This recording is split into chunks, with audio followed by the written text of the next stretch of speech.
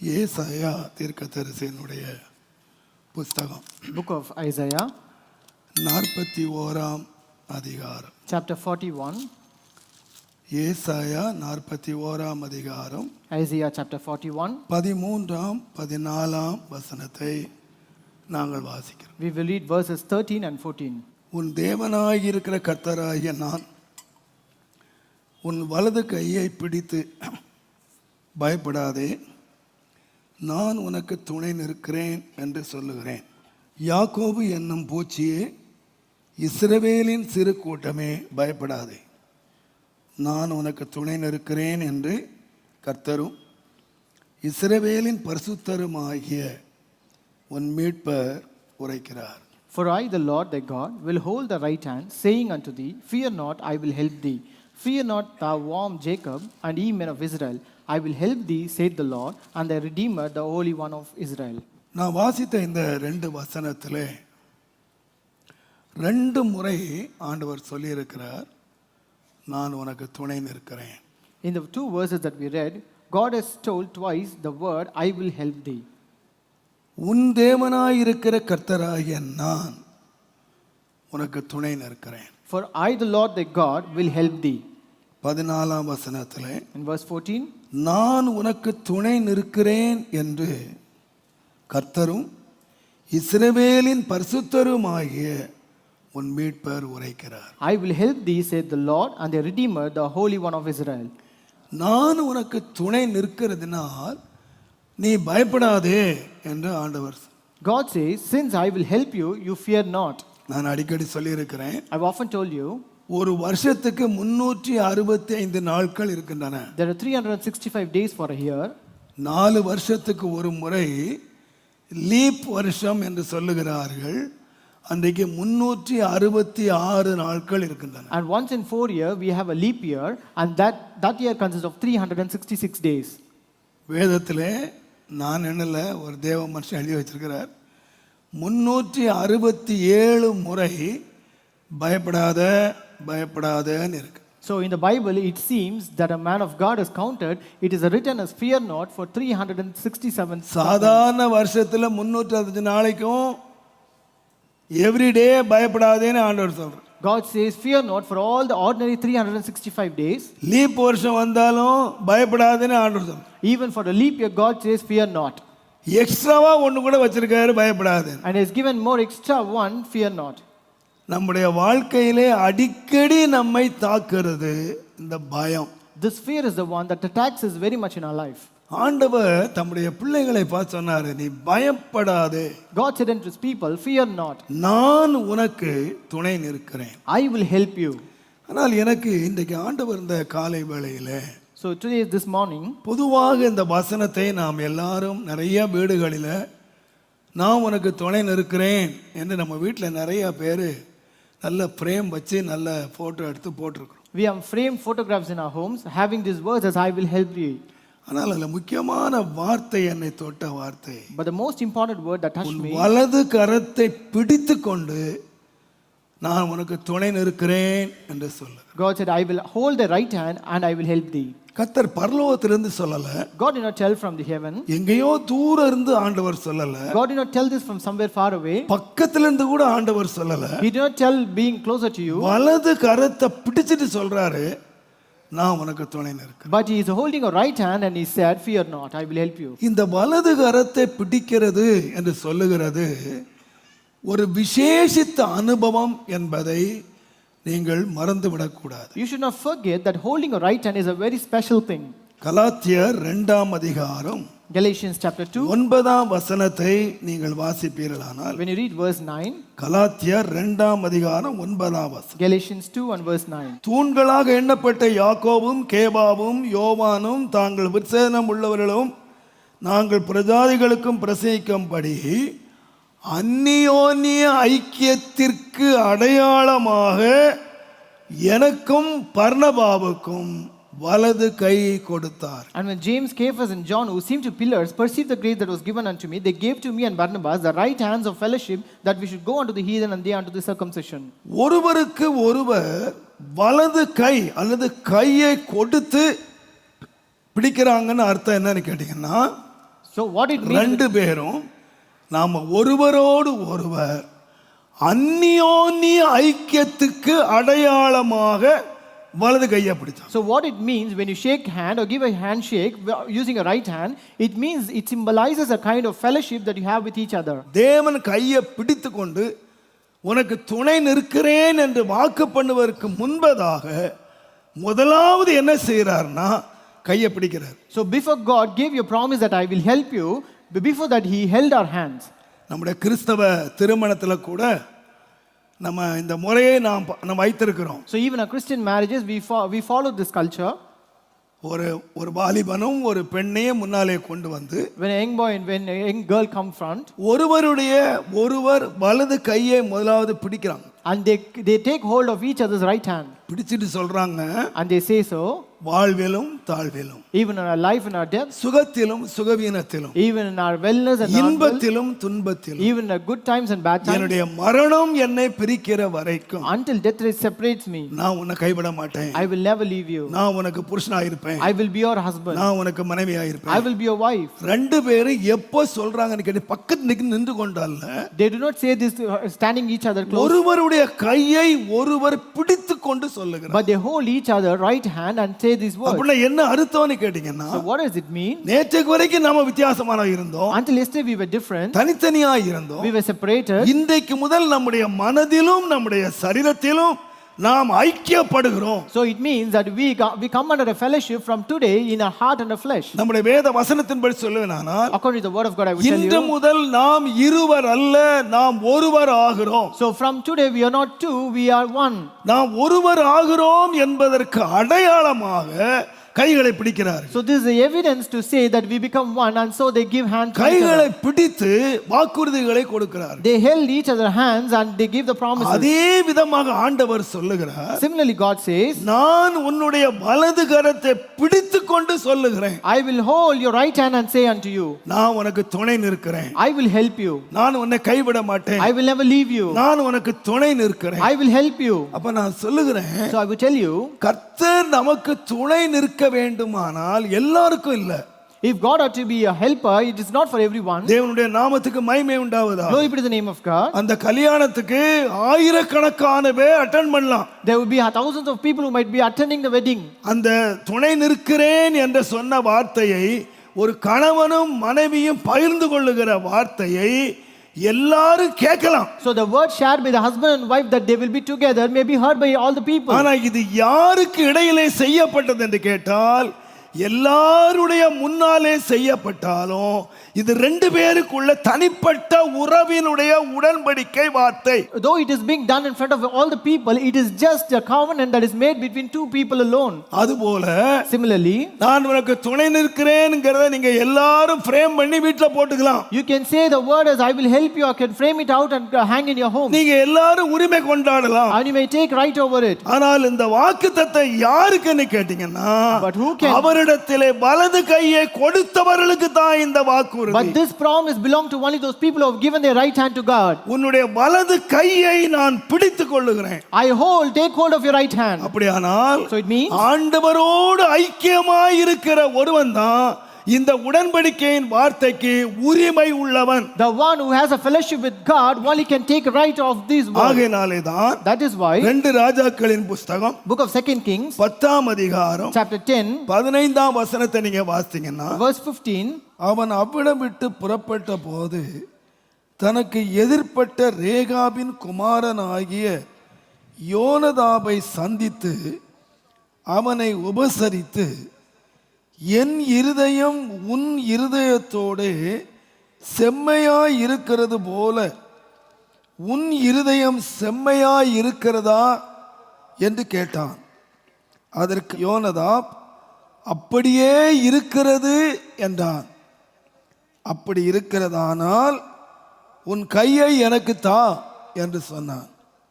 அவன் தன் கையை கொடுத்த போது அவனை தன்னிடத்திலே ரதத்தின் மேல் ஏறி வர சொன்னான். He said, is thine heart right as my heart is with thine heart?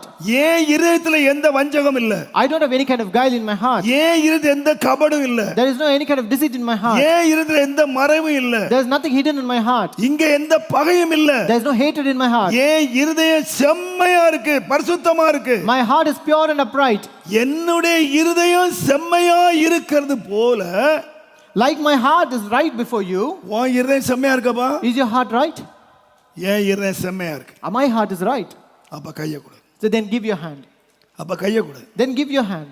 நீங்க பாருங்க, முன்னால பாருங்க, Here you see her. ஒருவனை ஒருவன் உபசரிக்கிறான். They both meet each other. ஒருவரோடு ஒரு சாப்பிடுறாங்க, காபி குடிச்சாங்களோ சாப்பாடு சாப்பிட்டாங்களோ, அவங்க உபசரித்தார்கள்.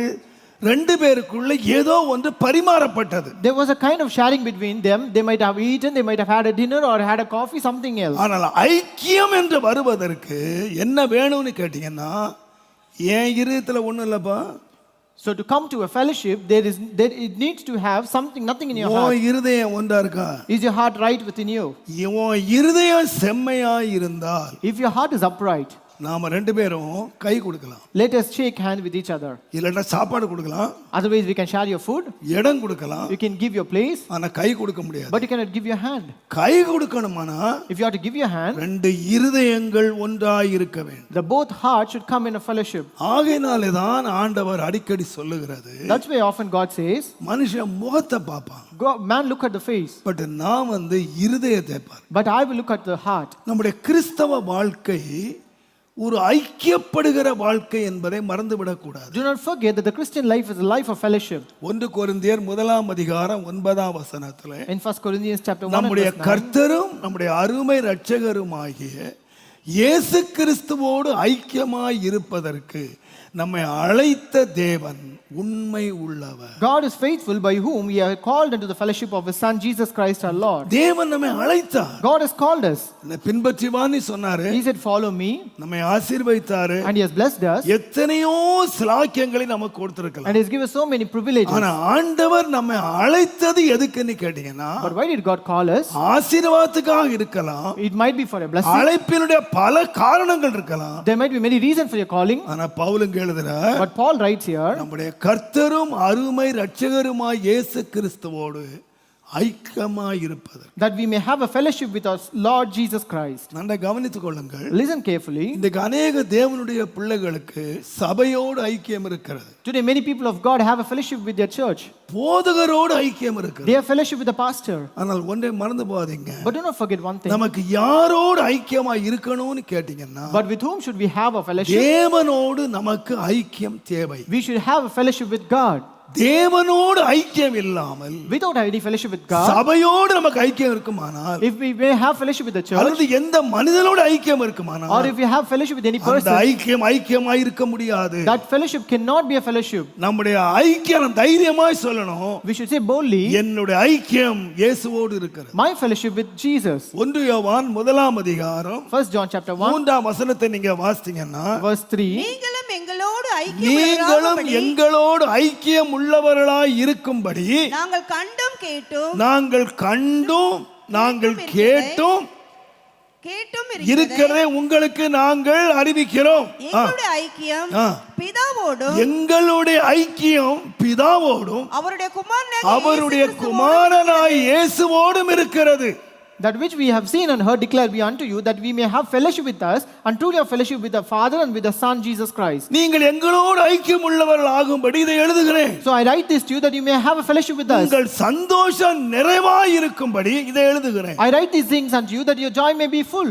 ஏன் எழுதுகிறேன்? Why do you write? எங்கள் ஐக்கியம் பிதாவோடு இருக்கு. Because our fellowship with the God. எங்கள் ஐக்கியம் குமாரனோடு இருக்கு. Our fellowship with the இதை Son. நான் உங்களுக்கு எழுதுகிறேன். So that is why I write this to you.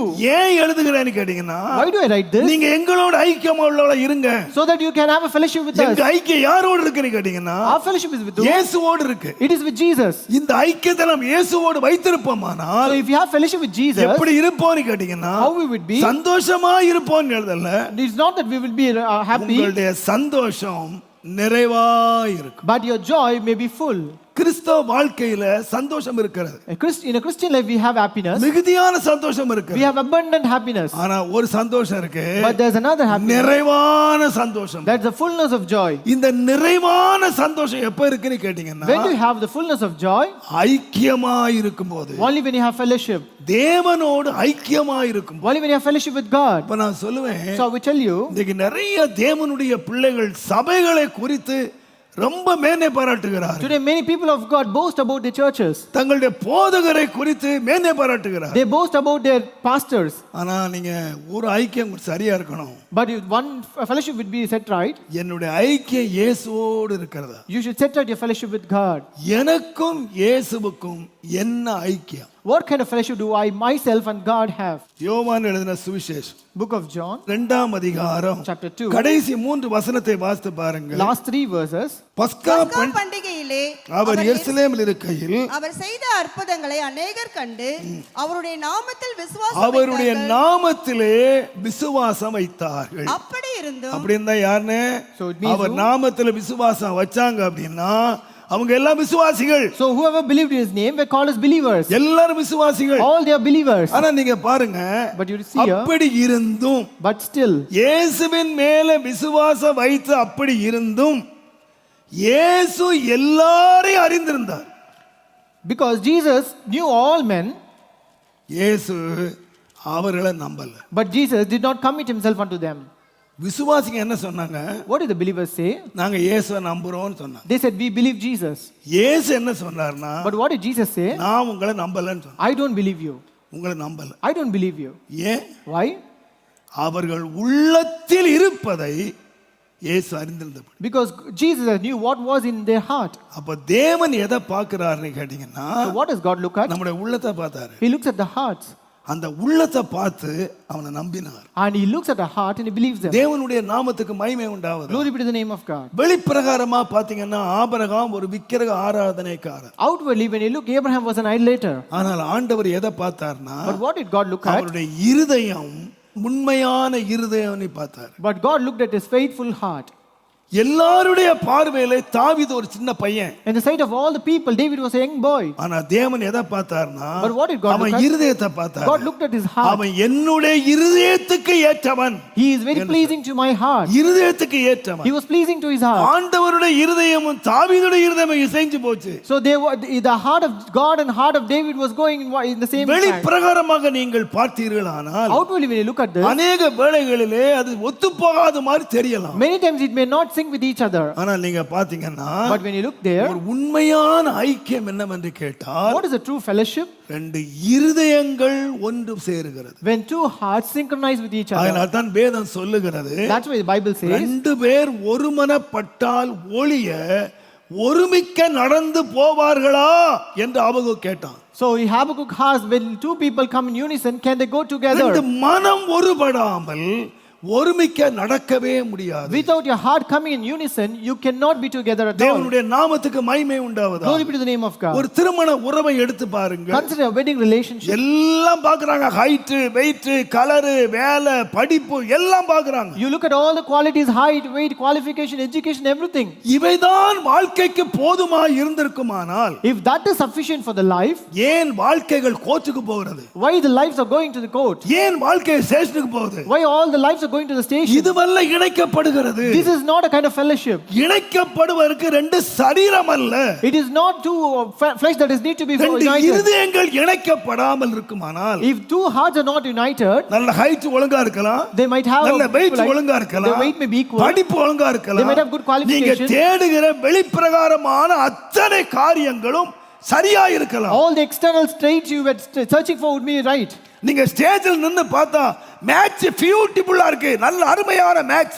When you look from the stage, the matching would be very beautiful. ரெண்டு பேர் நடந்து போனா மேட்ச் ரொம்ப அழகா இருக்கு. When they both go together, they would be looking very beautiful. ஆனா என்ன இணையலன்னு சொன்னா, But what is not united? உடம்பு இணைஞ்சது, ஆனா மனம் இணையல. The flesh is united, but their hearts have not united. என்ன போக முடியலன்னு சொன்னா, What is not able to go வாழ்க்கை forward? வெற்றியாய் நீண்ட காலம் போக முடியல. Their life was not able to be a successful one. வாழ்க்கை தோல்வியாய் முடிஞ்சு போச்சு. Their life ended in a defeat. தேவனுடைய நாமத்துக்கு மகிமை உண்டாவதா. Glory be to the name of God. இந்த உலகத்திலே உள்ள எல்லா இணைப்புகளும் சரீரப்பிரகாரமாய் இணைக்கப்படுகின்றன. All the fellowships in this world are being united only by the flesh. ஆனால் தேவன் தன்னுடைய இணைப்பை எப்படி வைக்கலாம் என்று கேட்டா, But how does God keep his fellowship? என் இருதயம் சுத்தமாய் இருக்கிறது போல, Like my heart is pure, ஏன் நான் உண்மையா இருக்கிறது போல, like I am pure and right. நீ உண்மையா இருக்கிறியாப்பா? Are you faithful? நம்முடைய கர்த்தரும் அருமை இரட்சகருமான இயேசுவோடு ஐக்கியமாய் இருப்பதற்கு அழைத்த தேவன் உண்மை உள்ளவர். A God who has called us to have a fellowship with the Lord and Savior Jesus Christ is faithful. அந்த உண்மை உள்ளவரோடு ஐக்கியப்பட வேண்டுமானால், If we ought to have a fellowship with such a kind of true God, நான் உண்மை இருதயத்தில் உண்மை உள்ள இருக்க வேண்டும். I should be faithful in my heart. நான் சொல்லுவேன், I would tell you, நீங்கள் இஸ்ரவேல் ஜனங்களுடைய வாழ்க்கையை எடுத்து பாருங்கள். consider the life of people of Israel. அப்போஸ்தலர் நடபடிகளின் புஸ்தகம் Book of Acts 7:38. இஸ்ரவேல் புத்திரரை நோக்கி சீனாய் மலையிலே தன்னுடனே பேசின தூதனோடும் நம்முடைய பிதாக்களோடும் கூட வனாந்தரத்திலே சபைக்குள் இருந்தவனும் நமக்கு கொடுக்கும்படி ஜீவ வாக்கியங்களை பெற்றவனும் இவனே. So this is he that was in the church in the wilderness with the angel which spake unto him in the Mount Sinai, and with the fathers who received the lively oracles to give unto us. அவன் ஆண்டவர்ட்ட வசனத்தை பெற்றான். He received a word from God. என்ன வாக்கியம்? ஜீவ வாக்கியத்தை They பெற்றான். were the lively oracles, கர்த்தரே கொடுத்தாரு. and God himself gave it. ஆனா 39ஆம் வசனம் பாருங்க. But verse 39, இவனுக்கு நம்முடைய பிதாக்கள் கீழ்ப்படிய மனதாயிராமல், but whom our fathers would not obey, இவனை தள்ளிவிட்டு தங்கள் இருதயத்தில் என்ன பண்ணிட்டாங்க? but thrust him away from them. And what happened? இருதயம் எங்க போயிடுச்சு? But where did their heart go? எகிப்துக்கு போயிடுச்சு. Their heart turned to Egypt. கேட்கிறது என்னது? But what did they hear? ஜீவ வார்த்தை. They heard the true word. கொடுத்தது யாரு? Who gave it? தேவனோடு பேசின மோசே. It was Moses who spoke with God. தேவன் அவனோடு பேசி முகமெல்லாம் அவனுக்கு பிரகாசமாய் இருக்கிறது. God spoke with him and his entire countenance was அவன் bright. கர்த்தரிடத்தில் வார்த்தையை கேட்டு ஜனங்களுக்கு கொடுக்கிறான். And he received the word from God and gave it to the people. ஜனங்களுக்கு தெரியும் இது ஜீவ வார்த்தை. People knew that it is a true living word. ஜனங்களுக்கு தெரியும் இதுதான் நம்மை கானான் கொண்டு போகிற வார்த்தை. People knew that only these words will take them to Canaan. இந்த மனுஷனை பின்பற்றதா நம்ம கானானுக்கு போலாம். They knew only if we follow this man we can go to நம்ம Canaan. வாக்குத்தத்தமான தேசம் அடையலாம். And only then we can reach the promised ஆனா land. அவங்க கீழ்ப்படியல்ல. But they never obeyed. அவங்க போய் சேரல. They never reached the place. ஏன் தெரியுமா? You know why? முன்னால் நடந்து போனாங்க. மேகம் முன்னால போச்சு, நடந்து போனாங்க. There was a cloud passing front and they went. சரீர கானானுக்கு நேரா போச்சு. Their body went towards ஆனா Canaan. இருதயம் நேரா எகிப்து போயிடுச்சு. But their heart turned towards Egypt. வாயில பாட்டெல்லாம் செல்வோம் வெல்வோம் கானானுக்கு போவோம். All the songs in the mouth where we will go forward, march forward and we will live. ஆனா இருதயம் என்ன சொல்லுதுன்னா? But what does the heart say? வெங்காயத்தை நினைக்கிறோம். We are thinking about the onion. வெள்ளை பூண்டை நினைக்கிறோம். We are thinking about the garlic. மிச்சங்களை நினைக்கிறோம். We are thinking about the fishes. நாங்க விட்டு வந்த தேசத்தை We நினைக்கிறோம். are thinking about the land we which left. இருதயம் எல்லாம் எகிப்துல வச்சிட்டு They kept all their heart at Egypt, பார்வை மாத்திரம் நேர கானானுக்கு பார்த்தாங்க. but their sight were looking at Canaan. யாருமே போய் சேரல. And none reached Canaan. போய் சேர லக்கை எடுக்கவே முடியல. They were not able to achieve the target. அவர்களோடு ஜீவனுள்ள தேவன் இருந்தார். There was a living God with them. ஜீவ வார்த்தை இருந்தது. There was a living word with them. தேவன் நேரடியாக அற்புதங்களை செய்தார். And God performed miracles directly to them. எல்லாம் இருந்தும் Having everything with them. அவங்க ஏன் கானானுக்குள்ளே போக முடியலன்னு சொன்னா, Why they were not able to enter the Canaan? அவங்களுடைய இருதயம் நிலைவரப்படல. Because their heart was not established. அவங்க இருதயம் கானானுக்கு நேரா திரும்பல. Their heart never turned towards Canaan. தேவனுடைய நாமத்துக்கு மகிமை உண்டாவது. Glory be to the name of God. இன்னைக்கு நான் நினைக்கிறேன், Today I think நம்முடைய வாழ்க்கை ஒரு வெற்றிகரமான ஒரு சந்தோஷமான வாழ்க்கையை மாற வேண்டுமானால், if a life ought to become a successful and a happy life, நாம தேவனை எவ்வளவு அறிஞ்சிருக்கிறோம் அல்ல, it's not how much you have known the Lord, நாம எப்படி ஆண்டவரை பின்பற்றுறோம் அல்ல, it's not how do you follow the Lord, ஆண்டவருக்கு நாம எவ்வளவு ஊழியம் செய்கிறோம் என்பதல்ல, it's not how much you minister for God, ஆண்டவருக்கு நாம எவ்வளவு கொடுக்கிறோங்கிறதல்ல, it's not how much you give to the Lord, ஆண்டவரோடு நாம் எவ்வளவு ஐக்கியமாய் இருக்கிறோம். but it is how much fellowship you have with God. என்னுடைய ஐக்கியம் யாரோடு இருக்கிறது? With whom do I have my fellowship? தேவனுடைய நாமத்துக்கு மகிமை உண்டாவது. Glory be to the name of God. அருமையானவர்களே, My dear ones of God, இந்த ஐக்கியம் நம்மோடு இருக்குமானால் if we have such a kind of fellowship, நாம் யாரா இருப்போம்னா who will we? சந்தோஷ நிறைவாய் பெற்றவர்களாய். We will be the people who possess the joy, fullness of joy. இன்றைக்கு ஆண்டவரே, Lord, today, நீர் எனக்கு துணை நிற்பேன் என்று சொல்லுகிறீர். so you say that you will help me. என் கையை பிடிச்சிட்டு சொல்றாரா You're taking hold of my hand, இல்ல தூர விலகி நின்னு சொல்றாரா? or you're standing at a far place and saying, this. கர்த்தருடைய நாமத்துக்கு மகிமை உண்டாகும். Glory be to the name of God. நாம் கர்த்தருடைய துணை நிற்பேன் என்று சொன்ன ஆண்டவர் நாம் பயப்படாமல் நம்முடைய வாழ்க்கையை முன்னேறி செல்லணுமானால் The God who said, I will help you, and if you ought to live the life without any fear, அவருடைய இருதயம் செம்மையாய் இருக்கிறது போல like his heart is right before us, என்னுடைய இருதயம் செம்மையாய் இருக்கிறது. let my heart also be right before you. அவர் ஒளியிலே இருக்கிறது போல Like he is in the light, நாம் ஒளியிலே நடந்தால் let if we will நாம் walk in the- ஒருவரோடு ஒருவர் நாம் ஐக்கியப்பட்டிருப்போம். we will have fellowship with each other. நம்ம ஐக்கியம் எங்க இருக்குன்னு கேட்டீங்கன்னா Where is our fellowship? நம்முடைய லைஃப், நம்முடைய வாழ்க்கை, It is in our life. நம்முடைய வாழ்க்கை வெளிச்சத்துக்கு வந்துருமானால் If a life comes to brightness, கர்த்தருடைய வேதம் சொல்லுகிறது, as the Bible says, யோவான் எழுதின சுவிசேஷம் book of John, 3ஆம் அதிகாரம், chapter 3, யோவான் எழுதின சுவிசேஷம் John, 3ஆம் அதிகாரம் chapter 3, 20ஆம் வசனம் பாருங்க. verse 20. பொல்லாங்கு செய்கிற எவனும் ஒளியை பகைக்கிறான், For everyone that doth evil hateth the light, தன் கிரியைகள் கண்டிக்கப்படாதபடிக்கு ஒளியினிடத்திலே வராதிருக்கிறான். neither cometh to the light, lest his deeds should be reproved. ஆனா இன்னொரு மனுஷன் இருக்கான். But there's another man, அவன் யாருன்னு கேட்டீங்கன்னா who is he? சத்தியத்தின்படி செய்கிறான், He does according to the truth. வசனத்தின்படி செய்கிறான். He does according to the word. அந்த வசனத்தின்படி செய்கிறவன், The one who does according to the word, வேதம் சொல்லுகிறது, the Bible says, தன்னுடைய கிரியைகள் தேவனுக்குள்ளாய் செய்யப்படுகிறது என்று வெளியாகும்படிக்கு, so that his deeds may be made manifest that they are wrought in God. ஒளியினிடத்திலே வருகிறான். And he cometh to the light. அப்போ ரெண்டு பேரும் கிரியை செய்யறாங்க. So the two people who work, பொல்லாங்கனும் கிரியை செய்யறான், even the evil one worker, சத்தியத்தின்படி நடக்கிறவனும் கிரியை செய்யறான். even the one who walk out in the truth also works. ஒருத்தன் என்ன விசுவாசிக்கிறானா, But what does one believe? சத்தியத்தின்படி செய்கிறவன் The one who does according to the truth, தன்னுடைய கிரியைகள் தேவனுக்குள்ளாய் செய்யப்படுகிறது என்று வெளியாகும்படிக்கு ஆண்டவருடைய இன்னும் வரான். he cometh to God that his deeds may be manifested that they are wrought in God. அந்த ஒளியினிடத்திலே He வருகிறான், comes towards the light. அந்த வெளிச்சத்தில் வருகிறான். He comes to the light. அவர் வெளிச்சமாய் இருக்கிறார், Like he is light, அவர் ஒளியாய் he இருக்கிறார். is light. தேவனுடைய நாமத்துக்கு மகிமை உண்டாவதாக. Glory be to the name of God. அந்த ஒளியினிடத்திலே வரும்பொழுது When he comes towards the light, அவன் யாரா இருக்கிறான், ஐக்கியமா இருக்கிறான். he becomes a man of fellowship. உதாரணமா நீங்க பாருங்க, For example, consider, நீங்க எல்லாரும் ஆலயத்துக்குள்ள உட்கார்ந்துருக்கீங்க, you are all seated in the church. எல்லாரும் ஆலயத்துல உட்கார்ந்து. All are seated in the church. எனக்கு தெரியும், I knew ஆலயத்துக்குள்ளே உட்காருகிற அநேகர் என் கண்ணுக்கு மறையா உட்கார்றான். many people seated in the church are away from my eyes. நீ வேணா பாருங்க, You can see that.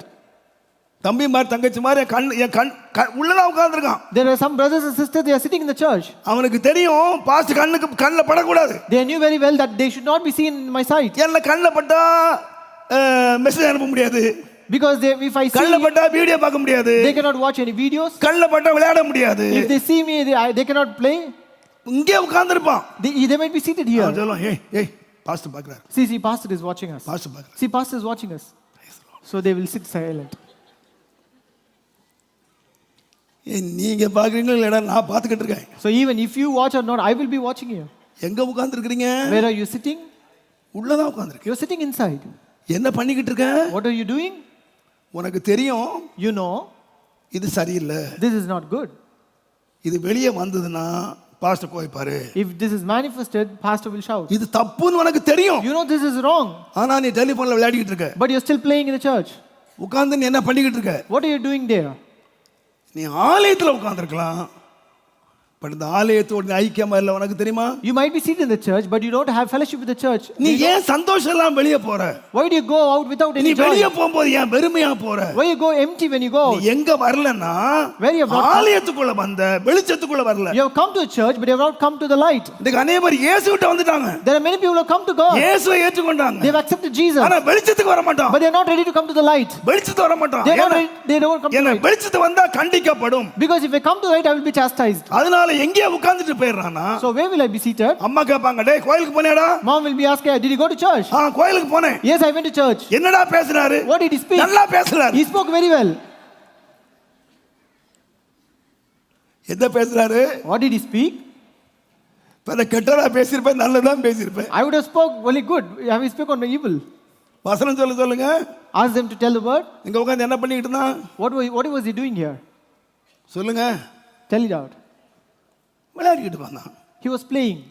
நீ 20 வருஷம் இல்ல, நீ 50 வருஷம் கோயிலுக்கு வந்தாலும் உன் சந்தோஷம் நிறைவா இருக்க போறது. Even it is 20 years, maybe it might be 50 years, if you come to church, your joy will not be full. தேவனுடைய நாமத்துக்கு மகிமை உண்டாகும். Glory be to the name of God. அதே விதமாக தான் In the same way, இன்னைக்கு அநேகர் இயேசுவிட்ட வந்துட்டாங்க. there are many people who come to Jesus. இயேசுவை ரட்சகரா ஏற்றுக்கிட்டாங்க. They accept Jesus as their ஆனா Savior. எங்க வரமாட்டாங்கன்னு கேட்டீங்கன்னா, But where do they don't come? ஒளியினிடத்துல வரமாட்டாங்க. They won't come to the light. இன்னைக்கு நிறைய பேர் நினைக்கிறாங்க, Many people think, இயேசுகிட்ட ரொம்ப நெருங்கி போயிட்டா if we go more closer to ரொம்ப God, கஷ்டம் வந்துரும், we encounter many ரொம்ப problems. பாடு வந்துரும். We encounter more உங்களுக்கு affliction. ஏற்ற வசனம் இருக்கு. There are words for you. அன்றியும் தேவபக்தியாய் நடக்க யாருக்கால் மனதாய் இருந்தால் ரொம்ப துன்பப்படுவார்கள் என்கிற வசனம் உங்களுக்கு keyword. They know the word that whoever goes towards God and live a more prayer divine அதுதான் life, அவனுக்கு வாக்குத்தத்த வசனம். that is a promise for them. அதுதான் வாழ்க்கையே வசனம். And that is a life word for அதனால life. எங்க பக்கத்திலே போக கூடாது. So they don't want to go near to God. ஆனா நான் சொல்லுவேன், But I will tell you, அவரோடு நீ ஐக்கியமா இருந்தா உனக்கு என்ன கிடைக்கும்னு கேட்டீங்கன்னா, சந்தோஷம் நிறைவாய் கிடைக்கும். but if you have fellowship with God, what you will receive your joy in abundance. அதுக்கு என்ன செய்யறான்னு கேட்டீங்கன்னா, So what he is doing to do for that? பக்கத்துல வர்றான். He's going near to God. பக்கத்துல வர்றான். He's coming near to God. நான் சொல்லுவேன், I will tell you, நீங்க கோயிலுக்கு வர்றது முக்கியம் இல்ல. it is not more important that you come to church. வசனம் கேட்கறது முக்கியம் இல்ல. It is not important that you hear the word of நீங்க அந்த God. வசனத்தின்படி வாழணும்னு விரும்புனீங்கன்னா, But if you desire to live according to the word, நீங்க எங்க வரணும்னு கேட்டீங்கன்னா, where are you supposed to come? ஒளியின் பக்கத்துல வரணும். Come near to the light. தேவன் பக்கத்துல வரணும். Come near to God. நீ என்னத்தை பெறுவாய்னு கேட்டீங்கன்னா, What did you receive? உன் சந்தோஷத்தை நிறைவாய் பெறுவாய். You will receive your joy in abundance. அவனை பார்த்து தான் ஆண்டவர் சொல்வாரு, And only to them God says, உன் வலது கையை பிடிச்சிருக்கேன்பா, I will take hold of your right hand. உன் வலது கையை பிடிச்சிருக்கேன், I will take off your right hand. பயப்படாத, Fear not. நான் உனக்கு துணைன்னு இருக்கேன். I will help you. நான் சொல்லுவேன், I will tell you, உங்களுடைய வாழ்க்கையை சீர்படுத்துங்க. set right your life. உங்களுடைய இருதயத்தை சீர்படுத்துங்க. Set right your heart. உங்கள் இருதயத்தை சீர்படுத்திட்டீங்கன்னா, If you could set right your heart, நான் சொல்லுவேன், I will tell you, உங்களை கரம் பிடிக்கிறது யாருன்னு கேட்டீங்கன்னா, who will take hold of your hand? கடைசி வரைக்கும் கைவிடாத தேவன் கரம் பிடிப்பார். The God who will never forsake you or leave you, he will take hold of your hand. வாழ்க்கையில 365 நாள் இல்ல, உலகம் முடிகிற வரைக்கும் நீ பயப்பட வேண்டிய அவசியமே இல்லை. It is not 365 days until the end of this world. You may not have to fear at all. பயம் என்று ஒன்று அறியாத ஒருவன் யாருன்னு கேட்டீங்கன்னா, அவர் கையை பிடிச்சிருக்கான். Who is the one who doesn't know the word fear? He is the one who has caught hold of his hand. பணத்தை பிடிச்சவன் இல்ல, Not the one who caught hold of the என்னென்ன money. ஜீவனை பிடிச்சிட்டு இருக்காங்க. Today many people take hold of many அவர்கள் things. எல்லாம் பயந்து நடுங்குற ஒரு காலம் வரும். But there will be a time when the people will fear and tremble. எத்தனை அதிகாரங்களை கையில வச்சிருந்தாலும், No matter how many authority you may have in your life, வானத்தின் அதிகாரத்தை கையில you வச்சிருந்தாலும், might have the powers of the அவர்கள் darkness. பயந்து ஓடுகிற ஒரு காலம் இருக்கு. There will be a time they will flee away with fear. ஆனால் But தேவனை கையை பிடிச்சிருக்கவன் the one who takes hold of the hands of God, எந்த காலமானாலும், no matter whatever season எந்த may be, no சூழ்நிலையானாலும், matter whatever may be the யார் situation, கைவிட்டாலும், no matter who may leave them, எத்தனை பேர் no எழும்பினாலும் matter how many may rise against him, பயப்படவே மாட்டான். he will never fear at all. தைரியமாயிருப்பான். He will stand very boldly. தைரியமாயிருப்பான். He will be very bold. ஏன்? Why? கர்த்தர் எனக்கு துணைன்னு இருக்கிறார். Because God is my help. கர்த்தர் நமக்கு துணை நிற்பாரானால், If God would help us, நமக்குள்ள 3 மிக முக்கியமான ஆசீர்வாதங்களை நான் சுருக்கமாய் சொல்லி முடிக்கிறேன். I will tell you about 3 important blessings for that. Ezra 8ஆம் அதிகாரம் Book of Ezra chapter 8, 21 முதல் 23 வாசிங்கன்னா, from verses 21 till 23. தேவனுக்கு முன்பாக எங்களை தாழ்த்துகிறதற்கும் எங்கள் தேவனுக்கு முன்பாக எங்களை தாழ்த்துகிறதற்கும், எங்களுக்காகவும் எங்கள் பிள்ளைகளுக்காகவும் எங்களுக்காகவும் எங்கள் பிள்ளைகளுக்காகவும் எங்கள் சகல எங்கள் பொருள்களுக்காகவும் சகல பொருள்களுக்காகவும் செவ்வையான வழியை தேடி செவ்வையான வழியை நாங்கள் தேடுவதற்கும், நான் அங்கே அந்த அந்த அகாவா நதி அண்டையிலே உபவாசத்தை கூறினேன். எஸ்ரா ஒரு fasting prayer. Ezra made a fasting prayer here. எதுக்கு? For what? தன்னை தாழ்த்துகிறதுக்கு, To humble himself. தனக்கும் For himself, தன்னுடைய பிள்ளைகளுக்கும் for his செவ்வையான வழியை தேடுறதுக்கு, and to find the right way for themselves, தேவனுடைய பாதுகாப்பை தேடுறதுக்கு, and to receive the protection of God, வழியிலே உள்ள சத்துருக்கள் கையில இருந்து தன்னை பாதுகாக்கிறதுக்கு, and to protect himself from the enemies in the way, பதிவிருக்கிறவர்களுடைய கையிலிருந்து பாதுகாக்கிறதுக்கு, and also to be away from the power and the wrath of the இந்த people. மனுஷன் எல்லாரோடு சேர்ந்து அகாவா நதி அண்டையிலே உபவாசம் பண்ணி கர்த்தரை தேடினார். So you proclaimed a fast near this river of Ahava and seek God. சம்பவத்தை நீங்க வாசித்தீங்கன்னா, When you read this incident, இந்த எஸ்ரா அடுத்த புஸ்தகமாகிய நெகமையா ரெண்டும் ஒரே காலகட்டத்திலே நடந்தவைகள். This book of Ezra and the next book that is Nehemiah both happened in the அர்த்தசஷ்டா என்கிற ஒரு Babylon ராஜாவினுடைய காலத்திலே ரெண்டு பேரும் வாழ்ந்தவர்கள். So they both lived at the time of the king Artaxerxes. ரெண்டு பேரும் அடிமைகள் அல்லது கைதிகள். They both were taken captive. Ezra ஆவிக்குரியவன். So Ezra is a spiritual man. நெகமியா அரசாங்க உத்தியோகஸ்தன். Nehemiah was a government servant. ஒரு உயர்ந்த பதவியிலே நெகமியா இருக்கிறான். Nehemiah was in a very high position. ராஜாவுக்கு பானபாத்திரக்காரனா இருக்கிறான். He was a banquet man of Ezra தன்னுடைய இருதயத்தை பக்குவப்படுத்தி வசனத்திலே தேறினவன். Ezra prepared his heart himself and was very வசனத்தை ஆராய்ந்து பார்த்து வசனத்தை உபதேசித்து வசனத்தின்படி வாழுகிற ஒரு ஆசாரியன். So he searched the word of God and he knew the word of God and he was preaching the word of God. ரெண்டு பேரும் அடிமைத்தனத்திலிருந்து விடுதலையாகி தங்கள் சொந்த நாட்டுக்கு வருகிறார்கள். Both of them were delivered from their captivity and they came to their own land. நீங்கள் கவனித்து பாருங்கள். When you look at this, Ezra கையிலே அந்த ஆலயத்தை கட்டுவதற்குள்ள ஏராளமான பொன் வெள்ளி விலையேற பெற்ற பொருட்கள் எஸ்ரா கையில இருக்கிறது. So in the hands of Ezra were present gold, silver and more precious things to build the church. இவனோடு ஏராளமானவர் புறப்படுகிறார். And there are many other people who also followed him. நெகேமியா ஒருத்தன் தான் புறப்படுறான். But Nehemiah was the only person who started. இவன் நிறைய ஜனங்களோடு புறப்படுகிறான். This man started with many people. நிறைய பொருட்களோடு He புறப்படுகிறான். started with many substance. ஆனா புறப்படுற வழியில But on the way, அவன் நிற்கிறான். so he stopped கர்த்தரை தேடும். and he seeked God. நம்மை தாழ்த்துவோம். Let us humble ourselves. நம்முடைய வழியை சீர்படுத்துவோம். Let us set right our ways. நம்மளை பரிசுத்தம் பண்ணுவோம். Let us sanctify ourselves. ஏன் தெரியுமா? You know why? கர்த்தாவே Lord, நீர் எங்களுக்கு துணை நிக்கணும். Lord, you be our helper. வழியில சத்துருக்கள் இருக்காங்க. There are enemies on the way. பதிவு இருக்கிறவங்க இருக்காங்க. There are people who are power. எங்க வழியெல்லாம் காப்பாற்றப்படணும். And we should be saved all the way. நாங்க சுகமா போய் சேரணும். And we should reach very safely. இந்த நாட்களை போல அந்த நாட்கள் பாதுகாப்புள்ளவைகள் அல்ல. Those days were not protective like these days today. அவள் காடுகளை கடக்க வேண்டும். They have to go through the forest. மலைகளை கடக்க They வேண்டும். have to go through the mountains. பல நாள் அவர்கள் பிரயாணம் பண்ண They வேண்டும். have to go அவள் through the இரவிலே journey. தங்க வேண்டும். They have to stay in the night. காடுகளிலே தங்க They have வேண்டும். to stay in the forest. அவர்கள் தனிமையா தங்க வேண்டியிருக்கிறது. They have to stay in solitude. ராக்காலங்களிலே திருடர்களுடைய தொல்லை நிறைந்த ஒரு இடம். There are many kind of thefts even the night times. இதெல்லாம் தெரிந்து பயந்து அவன் யார்கிட்ட கேட்டான்னு கேட்டீங்கன்னா பொன்னையும் வெள்ளியும் இந்த ஜனங்களையும் பாதுகாத்து என் கானானு கொண்டு போறதுக்கு ஆண்டவர்கிட்ட கேட்டான். So he sought God for help to save himself and also to protect the people and the possession he had and all நீங்க the அடுத்த people. வசனம் நீங்க வாசித்து பாத்தீங்கன்னா When you read the next verse, இதை ராஜாவிடத்திலே இந்த ராணுவத்தையும் பாதுகாப்பையும் கேட்பதற்கு நாங்கள் வெட்கப்பட்டிருந்தோம். so he said, I was ashamed to require of the king a band of soldiers and horsemen to help us. தேவனை தேடுகிற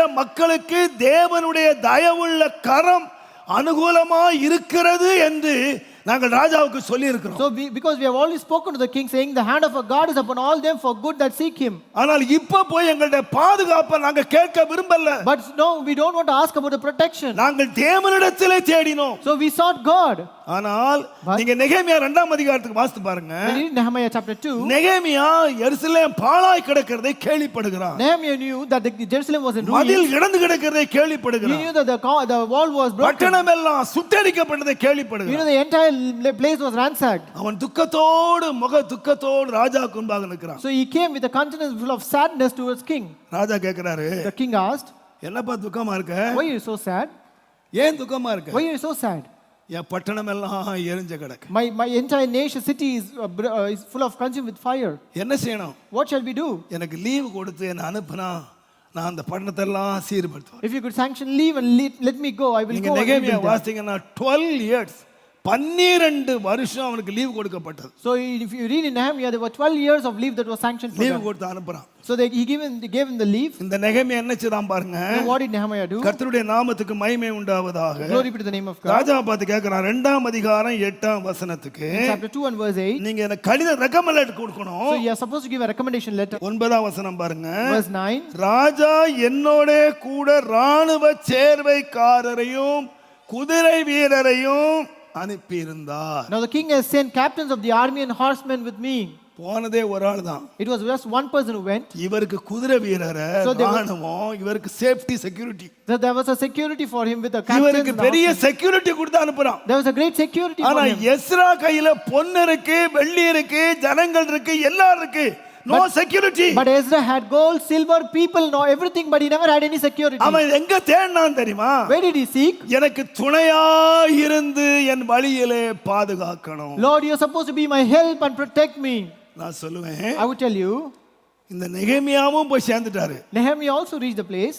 எஸ்ராவும் போய் சேர்ந்துட்டாரு. Ezra also reached the place. ஆனா ஒண்ணு தெரியுமா? But you know one thing? இந்த நெகேமியா ராணுவத்தை கூட்டு போயிட்டு ஒரு ஆள் போறதுக்கே பாதுகாப்பை கொண்டு போயிட்டு இவர் என்னதான் பண்ணினார்னு கேட்டீங்கன்னா வெறும் காம்பவுண்ட் வாலை மாத்திரம் தான் கட்டினாரு. This Nehemiah, though he went alone, he took all the army and the horsemen, but just built only the wall. ஆனா ராணுவம் எனக்கு வேண்டாம், பாதுகாப்பு எனக்கு வேண்டாம், தேவன் எனக்கு வேணும், நீர் எனக்கு துணை நின்று வரணும் அப்படின்னு போனவன் காம்பவுண்ட் வால் கட்டல, கர்த்தருடைய ஆலயத்தை அழகுபடுத்தினான். But the man who said, I don't want any security, I don't want any people or army, but I need just you alone to lead me, he beautified and rebuilt the church temple. தேவனுடைய நாமத்துக்கு மகிமை உண்டாவதா. Glory be to the name of God. இந்த நெகேமியா அங்க இருந்த காலங்களிலே The times when Nehemiah was அவனுக்கு there, அடங்கி இருந்த அந்த ஜனங்கள், the people who were subdued to him, அவன் திரும்பி வந்து லீவ்ல வந்தபோது அங்க இருந்த ஜனங்கள் எல்லாம் வட்டிக்காரனா மாறினான். when he returned back, they all became debtors.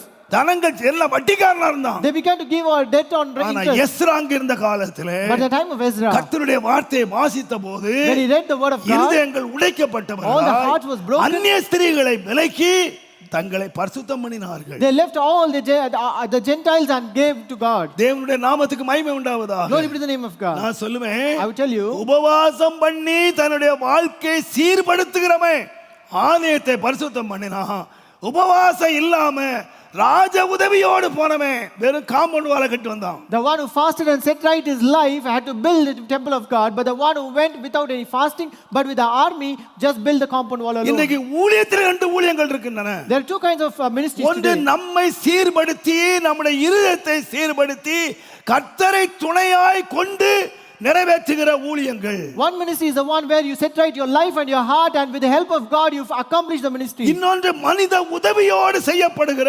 ஊழியங்கள். But the second one is the one you accomplish with the help of the people. அந்த ஊழியத்துக்கு ஒரு வழி இருக்கு. But there's a way for one that அங்க ministry. வெறும் compound wall கட்டி உட்கார்ந்திருக்கலாம். They just build the fence alone. ஆனால் பரிசுத்தம் பண்ணி, But sanctifying yourself, அகற்ற வேண்டியவைகளை அகற்றி, removing things that you're supposed to remove, ஆலயத்தை அலங்கரித்து and beautifying the temple, கர்த்தருக்கு முன்பாக நிற்க பண்ணுவதற்கு and to stand before God.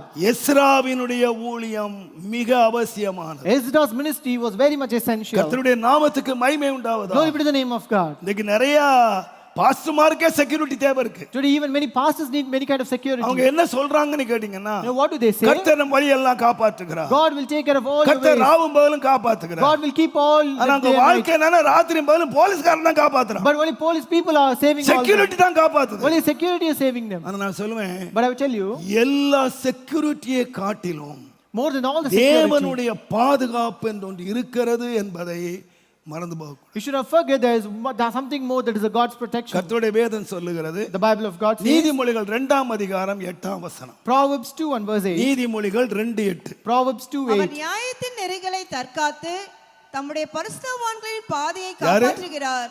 Who? தம்முடைய பரிசுத்தவான்களுடைய He preserveth the way of his நீங்க saints. என்ன சொல்லுவீங்க? What do you say? கர்த்தர் என்ன 8 மாதம் All these 8 months, நீங்க எப்படி ஜெபம் பண்ணுவீங்க? how did you pray?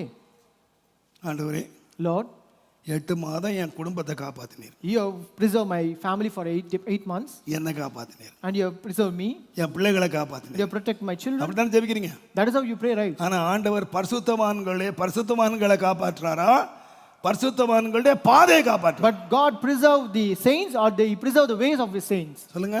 Say it. நம்ம காப்பாத்துறது வேற, We preserving is different, நம்ம பாதையை காப்பாற்றுறது வேற.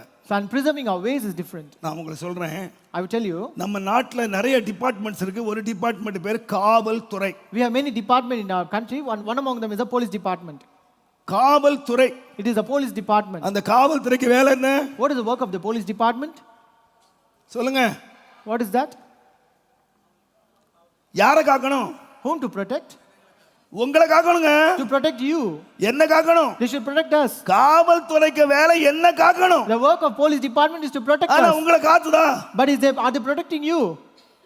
நீங்க போய் கேட்டு பாருங்க. You go and ask them. ரொம்ப பயமா இருக்கு ராத்திரி படுக்கிறதுக்கு. I'm very afraid to sleep at night. கண்ணை மூடினா நாயா வருது. If I close my eyes, I see dogs. எனக்கு கண்ணை மூடினா ஏதோ நடக்குது. So something is happening when I close எனக்கு my ஒரு eyes. பாதுகாப்பு கொடுங்க. So give me some security. ரெண்டு முட்டி தட்டி அனுப்பிடுவாரு. They will beat you and send you home. ஒழுங்கா படுத்து தூங்குடா, எல்லாம் சரியா போயிடும். Go and sleep properly. நம்மள பாதுகாக்கறாரா? Are they protecting us? ஏங்க நம்மள தான பாதுகாக்கணும். They should supposed to give security for us, right? நம்மள பாதுகாக்கறாங்களா? Are they giving security for us? இல்ல, அவர் எங்கேயோ இருக்காரு. கம்ப்ளைண்ட் பண்ணா பாதுகாப்பார். So if we complain, வருவார், வந்து கேட்பார். if we complain, they come and inquire. ஆனா But இன்னைக்கு நம்முடைய முதலமைச்சர் நம்ம ரோட்ல போறாரு வச்சுங்க. so today our chief minister is going on the road. அவருக்கும் நம்மள மாதிரி ரெண்டு காலு ரெண்டு கை இதே மாதிரில இருக்கு. He also has similarly like two legs and two hands like us. நம்மள மாதிரி தான் ஒரு வேட்டி ஒரு சட்டை போட்டுருக்காரு. He also wears only one dhoti and one shirt. அவர் இந்த 8 மணிக்கு போறாருன்னா If he goes at 8 o'clock, நேற்றைக்கு ராத்திரி 24 மணி நேரத்துக்கு முன்னால even before 24 இந்த hours, ரோட்ல உள்ள குப்பை தொட்டி எல்லாத்தையும் போலீஸ்கார் தூக்கி எரிஞ்சிடுறாரு. they would have removed all the garbages on the ஒரு ஆளுங்க நிக்க கூடாதுன்றாரு. There shouldn't be any person who is being standing there. என்னத்தை பாதுகாக்கறாங்க? What are they secure? ஏங்க அவர் 8 மணிக்கு வந்துட்டு ஒரே நிமிஷம் கிராஸ் பண்ணிட்டு போறாரு. He is going to come at 8 o'clock and just cross in 1 minute. எதை பாதுகாக்கறாங்க? But what are they securing? அவர் போற ரூட் எல்லாம் பாதுகாக்கறாங்க. They're securing all the routes that he is going அவர் through. போற road The road that he goes through. எல்லாம் வருஷம் 10 அடிக்கு ஒரு police. And they have police for every 10 feet. ஏங்க எனக்கு யாராவது வராங்களா? Is there someone coming for security for me? வர மாட்டாங்க. That will come. ஏங்க நான் வரி கட்டுறேன். So I pay tax. எனக்கு வச்சிருக்க department. And we have department for us. நம்மள பாதுகாக்கறாங்களா? Are they giving security for us? அவங்க யாரை பாதுகாக்கறாங்க? But who are they securing? இந்த உலகத்துல important person. They're securing only the important person in this world. Our very important person. He is a very important person. எவ்வளவு அவர் முக்கியமானவராய் இருக்கிறாரோ அதுக்கேற்ற மாதிரி அவருக்கு set plus வரைக்கும் அவங்களுக்கு பாதுகாப்பு So கொடுக்கப்படும். the level of protection depends upon the importance of the ஒரு person. நாட்டுக்கு அவன் எவ்வளவு முக்கியமானவனாய் கருதப்படுகிறானோ அதற்கேற்ற பாதுகாப்பு கொடுக்கப்படும். So the level of security depends upon his நாம் position. எல்லாரும் கர்த்தருடைய பிள்ளைகள். We are all the children of God. But நாம் தேவனுக்கு எவ்வளவு முக்கியமானவர்களாய் காணப்படுகிறோமோ அவ்வளவு தேவன் நமக்கு பாதுகாப்பை கட்டளையிடுகிறார். But how important we seem to God, so to that extent he gives us அதனால தான் security. வேதம் சொல்லுது That is what the எல்லா Bible says. விசுவாசிகளை காக்கிறார்னு சொல்லல. He does not preserve all the believers. வேதம் சொல்லுகிறது Bible says, இஸ்ரவேலை காக்கிறவர் உறங்குறதில்லை. The God who preserves our தூங்குறதில்லை. He does not slumber nor sleep. போக்கை காக்கிறார், வரத்தை காக்கிறார். He will keep on நீ your போகும்போது காக்கிறார், வரும்போது காக்கிறார். He will keep you when you go ஆனா also. பரிசுத்தவான்களை போகும்போது வரும்போது அல்ல. But not the saints. பரிசுத்தவான்களுடைய பாதையெல்லாம் But he காப்பாற்றுகிறார். preserveth all the ways of the saints. தேவனுடைய நாமத்துக்கு மகிமை உண்டாவதாக. Glory be to the name of God. உன்னதமானவரின் மறைவில் இருக்கிறவன் சர்வ வல்லவருடைய நிழலிலே தங்குகிறானால் So when he says he that dwelleth in the secret place of the அவரை Most High, வழியெல்லாம் காக்கும்படிக்கு so that he to keep all தம்முடைய the ways, தூதர்களுக்கு தேவன் கட்டளையிடுகிறார். he gives charge to his angels to keep us, வழியெல்லாம் காத்துக்கப்பா. to keep all the ways. ஏன் யார் போறது? You know who is going? என் மறைவில் இருக்கிறவன். The one who is ஏன் abiding in the shadow. பரிசுத்தமான் போகிறான். My holy one is அவனுடைய going. பாதைகள் எல்லாம் பாதுகாத்துக்கோ. So you keep all எல்லா the இடர்களை நீக்குங்கள். you take away all the obstacles. எனக்கு முன்னாக போய் கோணலானவைகள் எல்லாம் You செவ்வையாக்குங்கள். go before me and make all the crooked paths straight. மேடு பள்ளங்கள் எல்லாம் சீர்படுத்துங்கள். Take away all the ups and downs. ஏன்? Why? அவன் யார்? Who is he? அவன் பரிசுத்தவான். He is a saint. அவன் பரிசுத்தவான். He is a holy one. நான் சொல்ல அருமையானவர்களே, I would tell you, my dear beloved, நாம் தேவனுக்கு முக்கியமானவர்கள் என்பதை நீங்க மறந்து போகக்கூடாது. do not forget that we are very much important to God. நமக்கு ஒரு விசேஷித்த பாதுகாப்பு இருக்கிறது என்பதை நீங்கள் மறந்து போகக்கூடாது. And do not forget we have a special security for us. ஆனால் இன்றைக்கு உண்மை என்னவென்று கேட்டீங்கன்னா, But what is the truth today? நாம எஸ்ராவை போல ஆண்டவர்கிட்ட போறோமா? Are we going like Ezra to God? நெகேமியாவை போல ராஜாட்ட போறோமா? Or are we seeking the help of the king like Nehemiah? நீங்கள் ஒரு சம்பவத்தை நீங்க வாசித்தா உங்களுக்கு விளங்கும். When you read one incident, you will understand. நீங்கள் எஸ்தரின் புத்தகத்தை நீங்கள் வாசித்தீங்கன்னா, When you read the book of Esther, எஸ்தரின் புத்தகம் 4ஆம் அதிகாரம் முதல் 2 வசனங்களை வாசிப்பீர்களானால், Esther chapter 4, first 2 verses, 3ஆம் அதிகாரம் கடைசியிலே யூத ஜனங்களுக்கு விரோதமாக கையெழுத்திடப்பட்டது. so in the 3rd chapter, last verse, there was a decree that was ஒரு issued against the குறித்த people. நாளிலே இஸ்ரவேல் ஜனங்களுக்கு விரோதமாக அவர்களை கொலை செய்யும்படியாக ராஜ அரசாணை வெளியிடப்பட்டது. There was a decree that was issued by the king to kill all the Jews on a particular day. இந்த கட்டளை வெளிப்பட்ட உடனே When the decree was passed, மொர்தெகாய் அங்க இருக்காரு. Mordecai was there. 4ஆம் அதிகாரம் முதல் 2 நடந்த யாவையும் மொர்தெகாய் அறிந்தபோது மொர்தெகாய் தன் வஸ்திரங்களை தன்னுடைய வஸ்திரங்களை கிழித்துக் கொண்டு ரெட்டுடுத்து செலுத்தி ஆ. சாம்பல் போட்டுக்கொண்டு சாம்பல் போட்டுக்கொண்டு நகரத்தின் நடுவே நகரத்தின் நடுவே அவர் புறப்பட்டு ஓடி துயரமுள்ள மகா துயரமுள்ள மகா சத்தமாய் அலறிக்கொண்டு ராஜாவின் அரண்மனை வாசல் முகப்பு மட்டும் வந்தார். எங்க ஓடினாரு? Where did he run to? ராஜா கையெழுத்து போட்டான், The king has issued the ஆபத்து decree, வந்துடுச்சு. and there was a danger for இப்ப the எங்க people. ஓடுறாரு? So where is he running to? அரண்மனை வாசலுக்கு He is ஓடுறாரு. running ஏன்? towards the king's gate. விட்டா உள்ள ஓடி இருப்பாரு. If they leave, allow him, he would have run in. ஏன் அரண்மனைக்கு வந்தாரு? Why did he go to the kingdom palace? அங்க மகா இருக்கிறா, Because his daughter was there. அங்க தாம் பொண்ணு இருக்கிறா. There was his daughter. ராஜா கட்டளை போட்டாரு. The king has issued a இந்த decree. கட்டளையை மாற்றுறதுக்கு அதிகாரம் யார்கிட்ட இருக்குன்னு கேட்டீங்கன்னா மகா கிட்ட இருக்கு. So his daughter has the power to change this decree. அவன்கிட்ட போய் விழுந்து நீங்க ஏதாவது செய்யி. So he went there and asked, do something. சட்டத்தை மாத்து. You change the rule. உன் புருஷனை பிடி. You ask your husband. இவர் ஓடுனது அதிகாரத்தை நோக்கி ஓடினார். He went running towards the power. மகா மட்டங்கள்ல எங்க போயிருப்பாரு? If his daughter was not there, where would have run to? மகா பவர்ல இருக்கா. So his daughter was in power. அவ சொல்றா, அப்பா நான் போய் நிக்க முடியாது அவர்ட்ட. He said, Father, she said, Father, I cannot stand before நீ him. இன்றைக்கு உதவி செய்யாட்டா நீ அழிஞ்சே போயிருவ. If you don't help today, you will be நீ destroyed. அழிஞ்சே போயிருவ. You will be destroyed. அவளை சபிக்கிறாரு. And he was cursing him. உதவி செய்யாதவனை சபிக்கிறாரு. He was cursing the one who doesn't help உனக்கு her. உதவி செய்ய முடிஞ்ச நீ உதவி செய்யாம இருக்கற. You are able to help, but you are நீ not helping. நாசமா போயிருவ. And you will be cursed. அவருடைய வாயில சாபத்தின் வார்த்தை. There was words of curse from his mouth.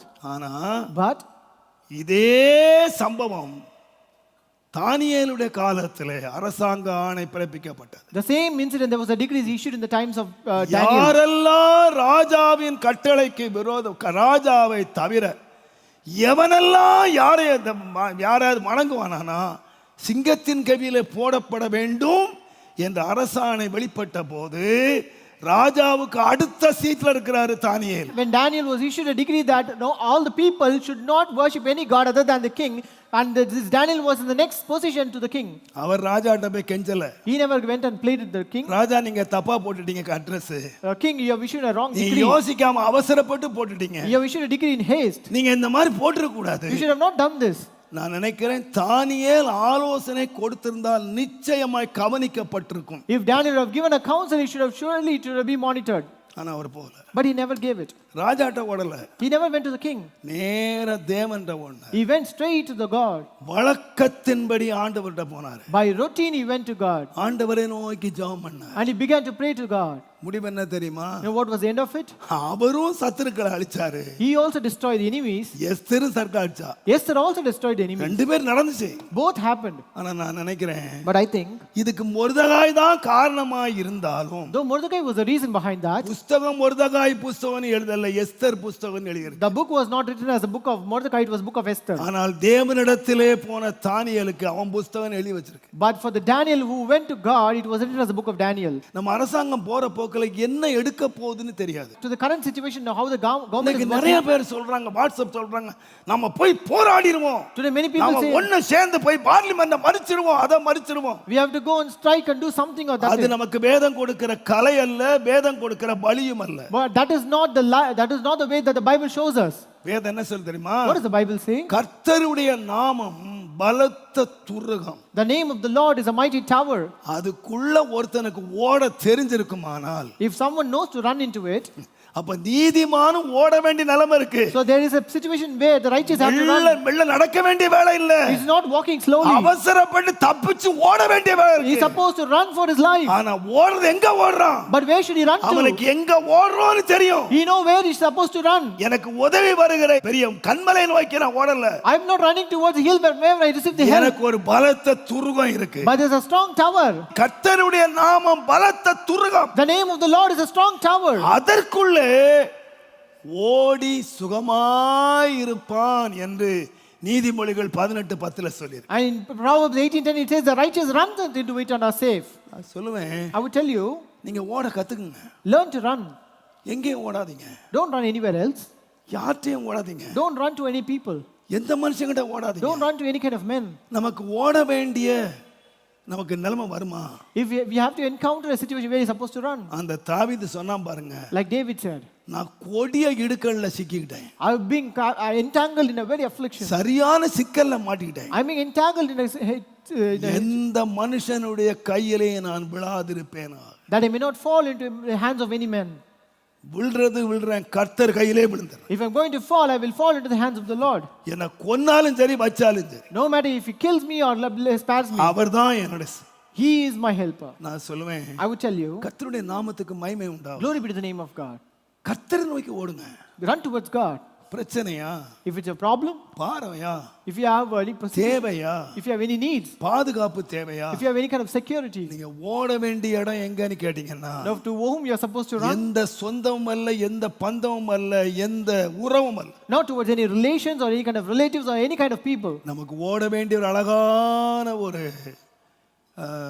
பர்வதம் இருக்கு. But we have a good hill to run to. ஒரு கோட்டை இருக்கு. We have a tower. அதுக்குள்ள ஓடுனீங்கன்னா, If you run into it, சுகமா இருக்கலாம். you will be safe and secure. சுகமா இருக்கலாம். You will be safe and secure. ஆண்டவர் சொன்னா, God said, ஏசாயா 30ஆம் அதிகாரத்தை நீங்க வாசிங்கன்னா, when you read in Isaiah chapter 30, தேவனுடைய நாமத்துக்கு மகிமை உண்டாவதாக. glory be to the name of God. ஏசாயா 30வது அதிகாரம், Isaiah 30, தேவனுடைய நாமத்துக்கு 15ஆம் வசனத்தை பாருங்க. verse நீங்கள் 15. மனம் திரும்பி அமர்ந்திருந்தால் நீங்க என்ன செய்யுங்க? ரட்சிக்கப்படுவீர்கள். What you அதாவது do, மனம் திரும்புங்க, you have to repent அமைதியா உட்காருங்க. and you sit in quiet. வாசிங்க. அமெரிக்கையும் நம்பிக்கையுமே உங்கள் பலனாய் இருக்கும் என்று இஸ்ரவேலில் பரிசுத்தராய் இருக்கிற கர்த்தராகிய தேவன் சொல்கிறார். அமெரிக்கையும் நம்பிக்கையுமே உங்களுடைய பலனா இருக்கும் என்று ஆண்டவர் சொல்றார். In quietness and in confidence shall be your strength, and God ஆனா, says. நீங்க என்ன செய்றீங்க? அப்படி செய்ய மனதில்லாமல் But you don't have heart to do that. நாங்கள் குதிரைகள் மேல ஓடிப்போம். அப்ப ஏறறதுக்கு என்ன இருக்கு? So what do you have? குதிரை இருக்கு. You have horses. வேதம் சொல்லுது, The Bible says. நீங்கள் அப்படியே வேகமான வாகனத்துல ஓடி போவீங்க. So you will run upon a swift. நீங்க ஓடுனீங்கன்னா உங்களை துரத்துறவன் இருக்கிறானே, அவன் இன்னும் வேகமா துரத்துவான். Therefore they that pursue you will be more swifter than that. ஒண்ணு நினைச்சுக்கங்க, So think one thing. உங்களுக்கு மனதிறங்கும்படி கர்த்தர் உங்களுக்காக காத்திருப்பார். The God is waiting for you that he may be gracious upon you. தேவன் உங்களுக்காக வெயிட் பண்றார். God is waiting for you உனக்கு மனதிறங்கும்படி, that he may be gracious upon உன்னை you, பாதுகாக்கும்படி. just to save you. இந்த அநேக வேளைகளிலே ஆண்டவர் நமக்காக மனதிறங்குகிறார், நமக்காக காத்திருக்கிறார் என்பதை விட்டுட்டு Today many நாம times, எங்கெங்கேயோ ஓடுறோம். today many times we run to many people not knowing that God is waiting for us and is gracious upon us. அவற்றை ஓடுனா முடிஞ்சிருமா? If we run to him, we will end. அவற்றை மூண வெற்றி ஆயிடுமா? If we go to that, we will be achieved. அவற்றை ஓடுனா முடிஞ்சிருமா? If we go to the other person, we will receive it. எங்கேயும் ஓடாதீங்க, Don't run anywhere. உட்காருங்க. You sit there.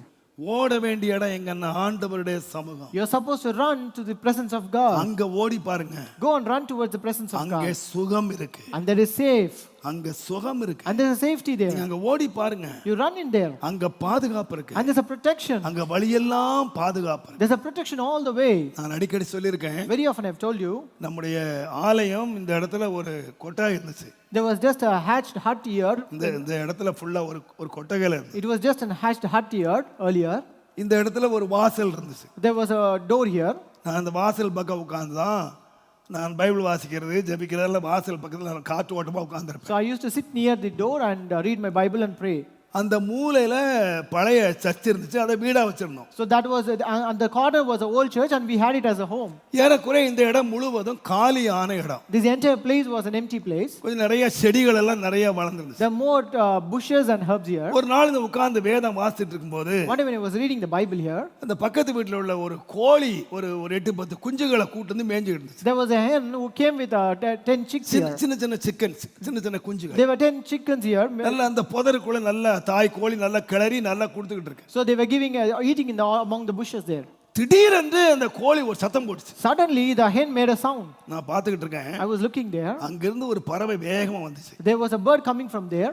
தாய் சத்தம் போட்ட உடனே When the mother gave the sound, இந்த குஞ்சுகள் எல்லாம் ஓடி தாய் சட்டைக்குள்ள ஓடி. all the chicks run and went under the wings of the chick head. ஆனா நான் பார்த்தேன், But I looked. ஒரே ஒரு குஞ்சு தாய் அங்க நிக்குது, எதிர் சைடுல ஓடி ஒரு புதருக்குள்ள போய் ஓடிச்சு. But there was one chick, the mother was standing there, but it went to the opposite direction towards a bush.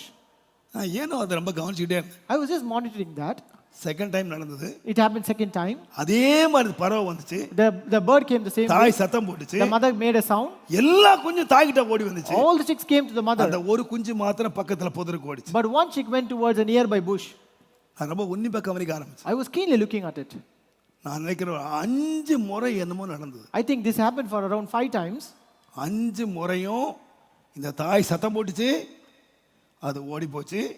மற்றதெல்லாம் சட்டைக்குள்ள வந்துச்சு. All the 5 times the mother made a sound, the one went to the bush, the other rest were under the wings of the. ஆறாவது முறை நினைக்கிறேன், It was 6th time, I think. கொஞ்சம் அந்த இடத்துல கொஞ்சம் காலியான இடம் இருந்துச்சு. That was a more empty place there. அங்க நின்று மேய்ஞ்சுக்கிட்டு இருந்துச்சு. So it was grazing there.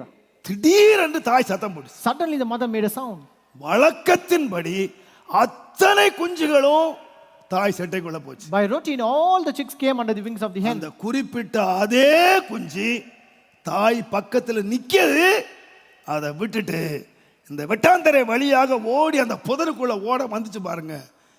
எதிரில இருந்து வந்த பறவை ஒரே தூக்கிட்டு போயிடுச்சு. So but one chick, that particular one, it never went towards the mother but went away towards the bush that was more far away, but that the bird came and picked it up and went away. நான் சின்ன சம்பவங்களை கூட கற்பனை செய்து பார்ப்பேன். So even a small incident I used to imagine very much. ஆண்டவர் கூட சொன்னார் பாத்தீங்களா, Even God has told that, right? எத்தனை தரமோ உன்னை செட்டைக்குள்ள சேர்க்க நான் மறந்தாப்பா. I was trying to put you under my wings many times. செட்டையை திறந்து வச்சுட்டு எத்தனை தரமோ நான் உன்னை கூப்பிடுறேன். I opened wide my wings and I'm calling you many times. ஆனா உனக்கு மனதில்லப்பா. But you never had any heart. உனக்கு நல்ல புஷ் இருந்துச்சு. You had the bush there. உன் படிப்பு இருந்துச்சு. You had your education. உன் பணபலம் இருந்துச்சு. You had the power of the money. பணபலம் இருந்துச்சு. You had the power of your நீ things. ஓடி ஒளிறதுக்கு உனக்கு என்னெல்லாமோ இருந்துச்சுப்பா. You had many things to go and hide yourself. எல்லாம் ஓடிட்ட. But you were running there. ஆனா ஏதோ ஒரு நாள் உனக்கு இந்த நாள் உன் வீடு பாழாக்கி விடப்படும். But one day everything will come under ruin. ஏன் அங்கதான் நிக்கிறேன். But because I was standing there. செட்டை வச்சிட்டு உட்கார்ந்திருக்கேன். I'm sitting here with my wife. ஓடி வா நீ சொல்றேன். I'm calling you to come towards ஆனா me. நீ என்கிட்ட வரல. But you're not coming to me. அந்த புதர்ல ஓடிரலாமா? You're running towards that bush. அந்த ஆள்கிட்ட ஓடிரலாமா? Shall I run to that அந்த man? மச்சான் வீட்டுக்கு ஓடிரலாமா? Shall I run to the brother-in-law? அந்த மார்வாடி வீட்டுக்கு ஓடிரலாமா? Shall I go to the pawnbroker? அந்த நண்பர் வீட்டுக்கு ஓடிரலாமா? Shall I run to the friend's house? ஒருவனும் உன்னை காப்பாற்ற முடியாது. None will save you. நீ எங்க ஓடி வரணும் தெரியுமா? Where are you supposed to run to? ஓட வேண்டிய தருணம் வரும்போது When the situation comes for you to run. நான் பலத்த துருகப்பா.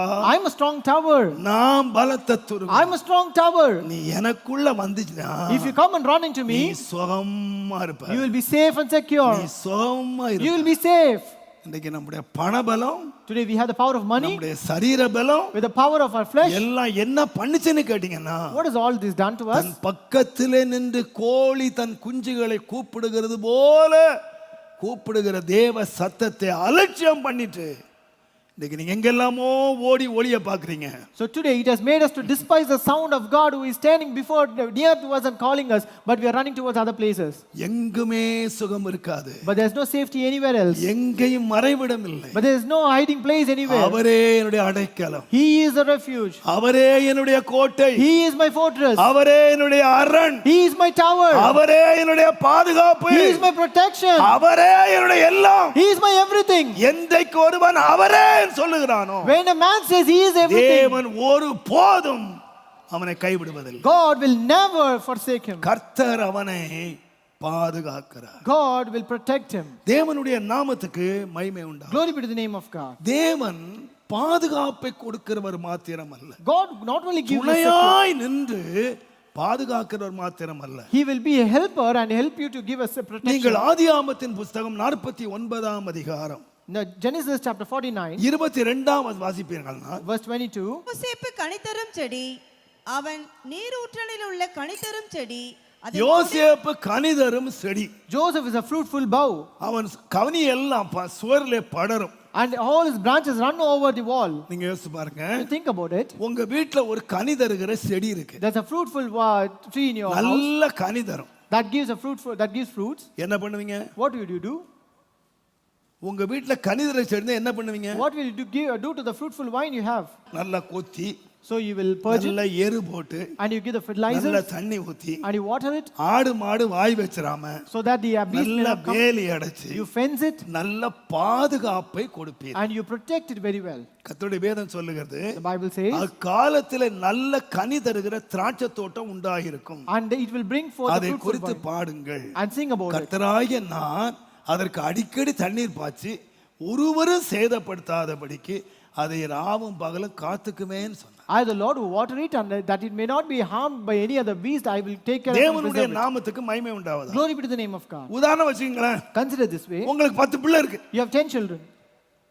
யோசேப்பு 11 பிள்ளை, உங்களுக்கு 12 பிள்ளை வச்சுக்கோங்க. So you have 12 children, right? ஒன்னு பாம்பு, One was a serpent, ஒன்னு கழுதை, one is a donkey, ஒன்னு நாய். one is a dog. அவங்க அப்பா தான் சொல்றாரு, நான் சொல்லல. I never told this. His father was telling me. பைபிளை வாசித்து பாருங்க. You read the Bible. ஒன்னு நாய், ஒன்னு கழுதை, ஒன்னு ஓநாய். இதெல்லாம் பிள்ளைங்க. They are the children. One is wolf, one இந்த is dog. ஓநாய்க்கு மத்தியில ஒரு பிள்ளை வந்து கனி தருகிற செடியா இருக்கான். Among all these wolves, there is a one child who is a fruitful vine. 12 வேலை செய்யாம ஊர் சுத்து. All the 12 are just wandering around without doing any work. இவன் ஒருத்த மாத்திரம் மாசம் 50,000 ரூபாய் சம்பளம் வாங்கி கவரோட கொடுக்குறான். But only this person is earning 50,000 every month and giving with a cover. நீங்க என்ன செய்வீங்க? What will you do? அந்த பிள்ளை என்ன செய்வீங்க? What will you do to the child? தனியா கடக்கண்ண வைக்க மாட்டீங்களா? பிரியாணி தனியா வாங்கி கொடுக்க மாட்டீங்களா? Won't you give a biryani alone to him? என்ன 50,000 ரூபாய் சம்பாதிக்கிறானே. Because he earning 50,000. எல்லா 11 ஊர் சுத்துது. All the other 11 are just roaming around. ஒன்னு மாத்திர கனி தருது. But one is giving a fruitful. சம்பளம் வந்தா அப்படியே கவரோட கொண்டு கொடுக்குது. When he gives the salary, he gives the entire amount to us. அவனுக்கு ஒரு வடை கொடுத்தா 2 வடை கொடுக்குது. So you give him 2 vadas. யோசேப்பை பாருங்க. Consider Joseph. 10 பேர் அவனோட பிறந்தவன். There are 10 people who were born with him. அவன் வந்தா அவனுக்கு ஒரு தோடா கொடுத்தா தம்பிக்கு 5 தோடா கொடுக்குறான். So when he gave 1 to him, the 5 was given to them. ஏன் கூட பிறந்தவன் 5 பங்கு ஜாஸ்தி கொடுக்குறான். So he was given 5 portions more than him. தான் தம்பி. Because it was his own brother. கனி தருகிற திராட்சை செடி பாதுகாக்கப்படும். A fruitful vine will always be protected. ஆனா இங்க பாத்தீங்களா? But look here. கனி தர்ற செடி மேல அம்பு எய்தாங்களாம். So they just shot a பகைச்சாங்களாம். They hated him. கல்லெறிஞ்சாங்களாம். They stoned him. நடக்குமாங்க? Will this happen? அதான் நம்ம தமிழ்ல சொல்லுவாங்க. That's why we say in Tamil. மரம் காய்ச்சா If a tree gives fruits, அப்படியா? it has to be stoned. காய்ச்சா என்ன விழும்? What will happen? It has to be stoned. ஒரு பக்கம் பாதுகாப்பா. There's a protection on one side. இன்னொரு பக்கம் on the other side கல்லெறி விழுமா? there's a stoning. தேவனுடைய நாமத்துக்கு மகிமை உண்டாகுது. Glory be to the name of God. மரம் கனி கொடுக்காத வரைக்கும் நல்லது. Until the tree doesn't bear fruits, it is very good. ஆனா என்னைக்கு பூத்து காய்க்க ஆரம்பிச்சதோ அந்த கல்லெறி விழுந்து. But when it gives fruits, it is prone to be stoned. ஈசாக்கு பெலிஸ்தியர் தேசத்துக்கு போய் பல வருஷம் உட்கார்ந்தாங்க, பிரச்சனையே இல்ல. Isaac went to the place of Philistines and he was sitting there for many years. There was no problem. ஆசீர்வதிக்கப்பட்டான், பிரச்சனை வந்துருச்சு. But when he was blessed, there was a problem. தேவனுடைய நாமத்துக்கு மகிமை உண்டாகுது. Glory be to the name of God. யாக்கோபு வந்து மாமனார் வீட்டுக்கு போனா no problem. Jacob went to his father-in-law's house. There was no problem. ஆனா ஆசீர்வதிக்கப்பட்டான். But when he was blessed, மாமனாருக்கு மூஞ்சி சரியில்லை. the father-in-law was not happy. நான் சொல்வேன், ஆசீர்வாதம் வரும்போது பின்னால என்ன வரும்? When you receive blessings, what will follow you? கல்லெறி வரும். There will be stoning. நீங்க நினைச்சுக்காதீங்க, ஆண்டவரே என்னை ஆசீர்வதித்து Lord, you என்னை bless me அப்படியே பெருக பண்ணி and you make me to multiply. என்னை மேல அப்படியே கொண்டு போயிரும் ஆண்டவரே. என்ன Lord, you take me to higher positions. ரெடியா இருந்துக்க, பெரிய கல்லா விழும். So you be prepared to be stoned. மரம் காய்ச்சதுன்னா என்ன விழும்? If the tree bears fruit, what will happen? நிறைய வாங்கணும், அடி நிறைய வாங்கணும். You have to be stoned much. அவமானம் நிறைய வாங்கணும். You have to encounter shame. நான் 10 பேர் 12 பேருக்கு எனக்கு பிரச்சனையே இல்லைங்க. Until I was 10 and 12, there was no problem at all. என் சபை பெருக பெருக பெருக As my church began to grow, என்னென்னமோ எழுதுறாங்க. there are many things people write about. வெப்சைட்ல என்னமோ எழுதுறான், யூடியூப்ல என்னமோ எழுதுறான். அவன் தான் கூடவே உட்கார்ந்து பார்த்த மாதிரி. They write many things about me on the websites and the YouTube as if they are sitting here and witnessing தேவனுடைய me. நாமத்துக்கு மகிமை உண்டாகுதா? Let the name of the Lord be glorified. அதுக்காக நான் ஆசீர்வாதம் வேண்டாம்னு சொல்வேன். இன்னும் பெருசாகட்டும். So will I refuse blessing for that? நான் சொல்லுவேன், I will tell you, ஆசீர்வாதம் பெருக பெருக கல்லடி இருக்கு. as the blessing increases, you will be ஆனா stoned. நீங்க எதை பாக்குறீங்கன்னா, But what are you looking at? ஆண்டவரே Lord, இவன் கல்லடிக்கிறானே, he is stoning me. இவன் கல்லடிக்கிறானே. He is stoning me. கல்லடிக்கிறத பார்க்காதீங்க. Don't look at the stoning. நான் சொல்லுவேன், I will tell you, கர்த்தர் அவனுடைய துணையா இருந்தார். God helped him. அவன் வில்ல உறுதிப்படுத்தினார். And God made his arm to be. அவன் செடியா இருந்தான். He was a bow. கர்த்தர் அவனை யாரா மாத்தினார்னா, But what did God made him to? கன்மலையாக மாற்றினார். God made him to the rock. வேதம் சொல்லுது, The Bible says. அவனை எல்லாருக்கும் மேய்ப்பனாக மாற்றினார். And God made him a shepherd to all the people. ஆண்டவருடைய திட்டம் என்ன தெரியுமா? What was the purpose of God? நீ செடியாவே இருக்கிற தேவ திட்டம் இல்ல. You to be always good is not God's தேவன் purpose. உன்னை கன்மலை ஆக்கணும். If God had to make you தேவன் stone, உன்னை மேன்மை ஆக்கணும். God had to exalt you. அப்ப கொண்டு போற வழி என்னன்னு கேட்டீங்கன்னா, So what is the way that he's taking you to? கல்லெறி விழும். You will be stoned. கல்லெறி விழும், You will be stoned. அம்பு வரும், There will be arrows shot at you. அவமானங்கள் வரும். You have to encounter shame. நீங்க வாசித்து பாருங்க. You read the verse. ஏசாயா 50ஆம் அதிகாரத்தை நீங்க வாசிங்கன்னா Isaiah chapter 50, 6ஆம் 7ஆம் வசனத்தை வாசிங்க. verses 6 and 7.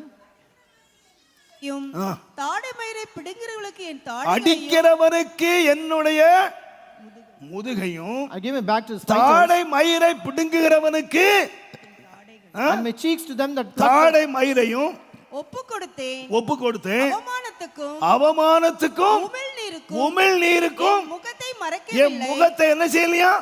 What did I not hide my face? மறைக்கவே இல்லையா? துப்புக்கப்பானார். Let you spit on me. அவமானத்துக்கும் உமிழ்நீருக்கும் என்னுடைய முகத்தை நான் மறைக்கவே இல்லை. I hid not my face. கர்த்தராகிய ஆண்டவர் எனக்கு துணை செய்கிறார். எதுக்கு? For what? துப்பு வாங்குறதுக்கு. To be spit. நீங்க நினைக்கிறீங்க You think about it. கர்த்தர் துணை செய்தா நமக்கு என்ன இல்ல? If God helps me, what is not there? பன்னீர் தான் வரும், துப்புலாம் வராது. Well, we will be getting all showers, but அப்படியே முகமெல்லாம் பிரகாசிக்கும், அவமானம்லாம் வராது. our countenance will be brighter. There is no shame.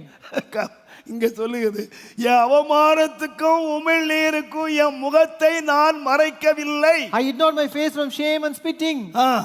கர்த்தர் எனக்கு துணை செய்கிறார். For the Lord God will help me. ஆகையால் நான் வெட்கப்படேன். நான் வெட்கப்படேன், நான் வெட்கப்பட்டு போவதில்லை. வெட்கப்பட்டு போவதில்லை. என்னுடைய முகத்தை என்ன மாதிரி மாத்திட்டேன். What I have made my face to. எதுக்கு ஆண்டவர் துணை செய்யறாரா? Why do God help? துப்புறாங்களே தடுக்கிறதுக்கு இல்ல. Not to stop people from spitting you. நம்மள குட்டுறாங்களே தடுக்கிறதுக்கு இல்ல. Not to stop people from buffeting you. எதுக்கு துணை செய்யறார்னா? For what God helps you? துப்புனானா நீ யாரா மாறிடுவ? உன் முகத்தை எப்படி மாத்திடுவாரு? If you spit, what will God make your face into? எங்க முகத்துல தோலும் சதையும் இருக்கிறனால தானே அவமானமா தெரியுது நமக்கு. இது முகமே கல்லா மாறிட்டா என்ன ஆயிடும்? Since we have flesh and skin, we feel so ashamed, right? If it becomes a flint, we will not feel ashamed. இது cup. This is a cup. இதுல துப்புனா If we spit upon it, ஒண்ணாவாது. ஆனா என்ன துப்புற விடுவனா? nothing will happen.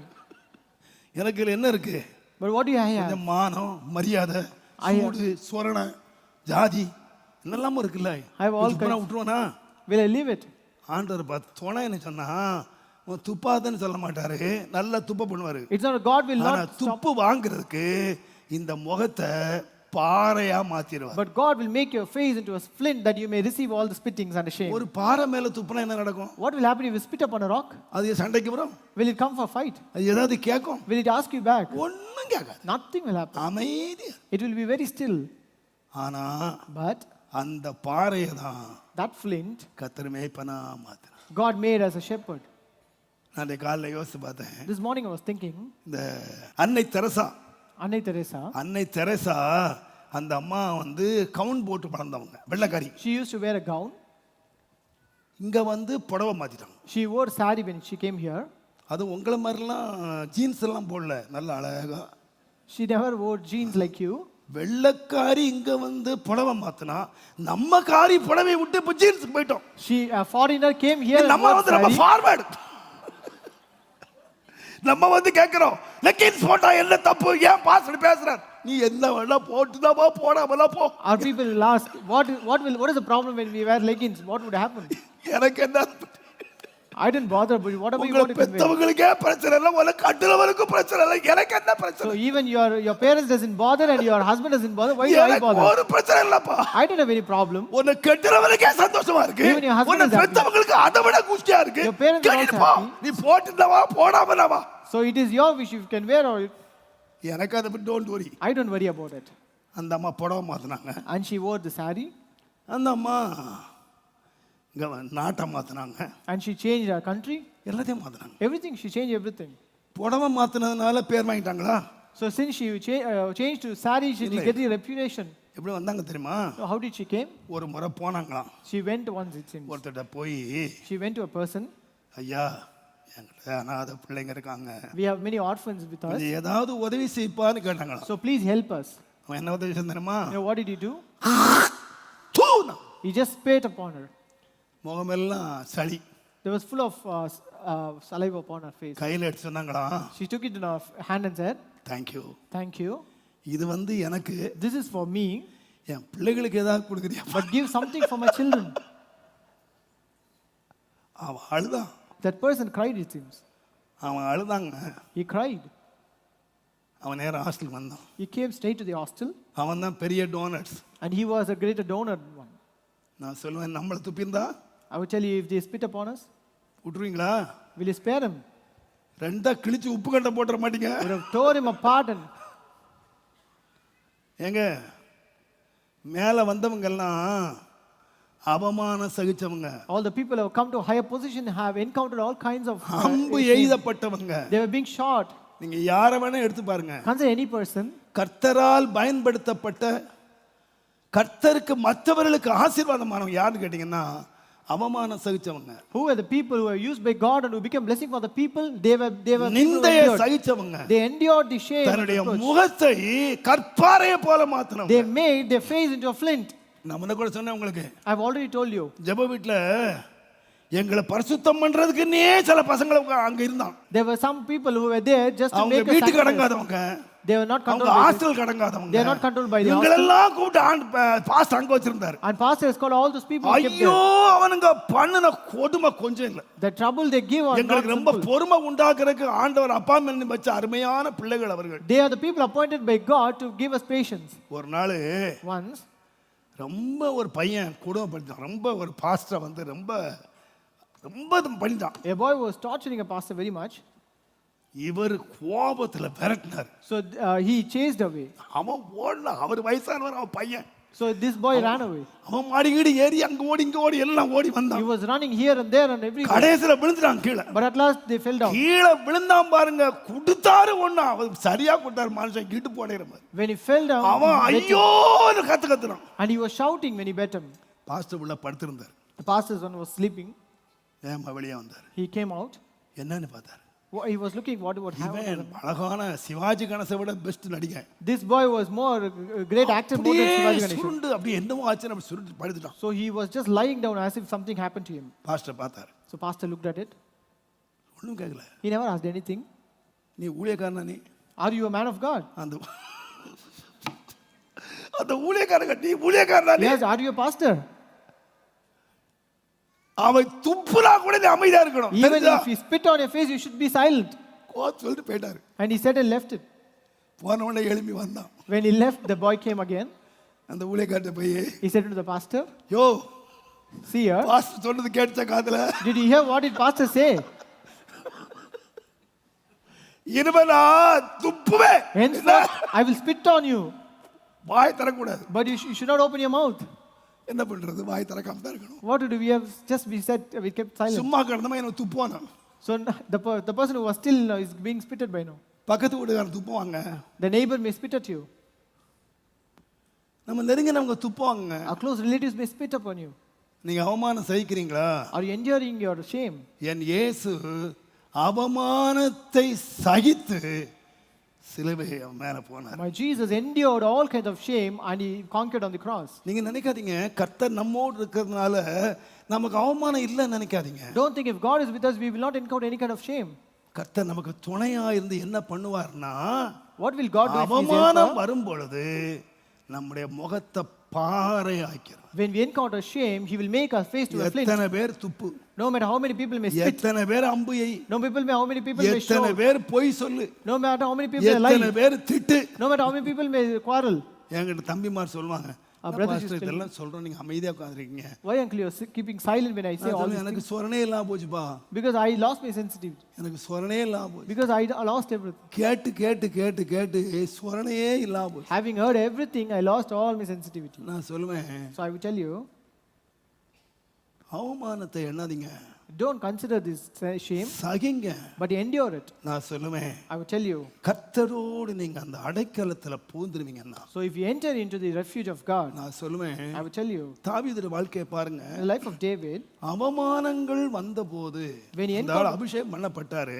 he was anointed. பெரிய Samuel அபிஷேகம் பண்ணாரு. Great Samuel anointed him, ஆனா அவமானத்துக்கு பயந்து ஓடினாரு. but he just flew away because of the shame. அம்புகளுக்கு பயந்து He ஓடினாரு. was afraid of the bows that were shot at him. பிரதர்ஸ்க்கு பயந்து He ஓடினாரு. was afraid of his brothers. சவுலுக்கு பயந்து ஓடினாரு. He ran away afraid our of Saul. வாழ்க்கையே ஓட்டமா இருந்துச்சு. His entire life was running. ஆனா ஒரு நாள் But one day, அவருடைய நண்பர்களே கல்லை எடுத்தாங்க. even his own friends took a stone இவனால தான் just because of him. இப்ப ஓடல. But he is not running now. தாவீது இப்ப ஓடலங்க. David never run now.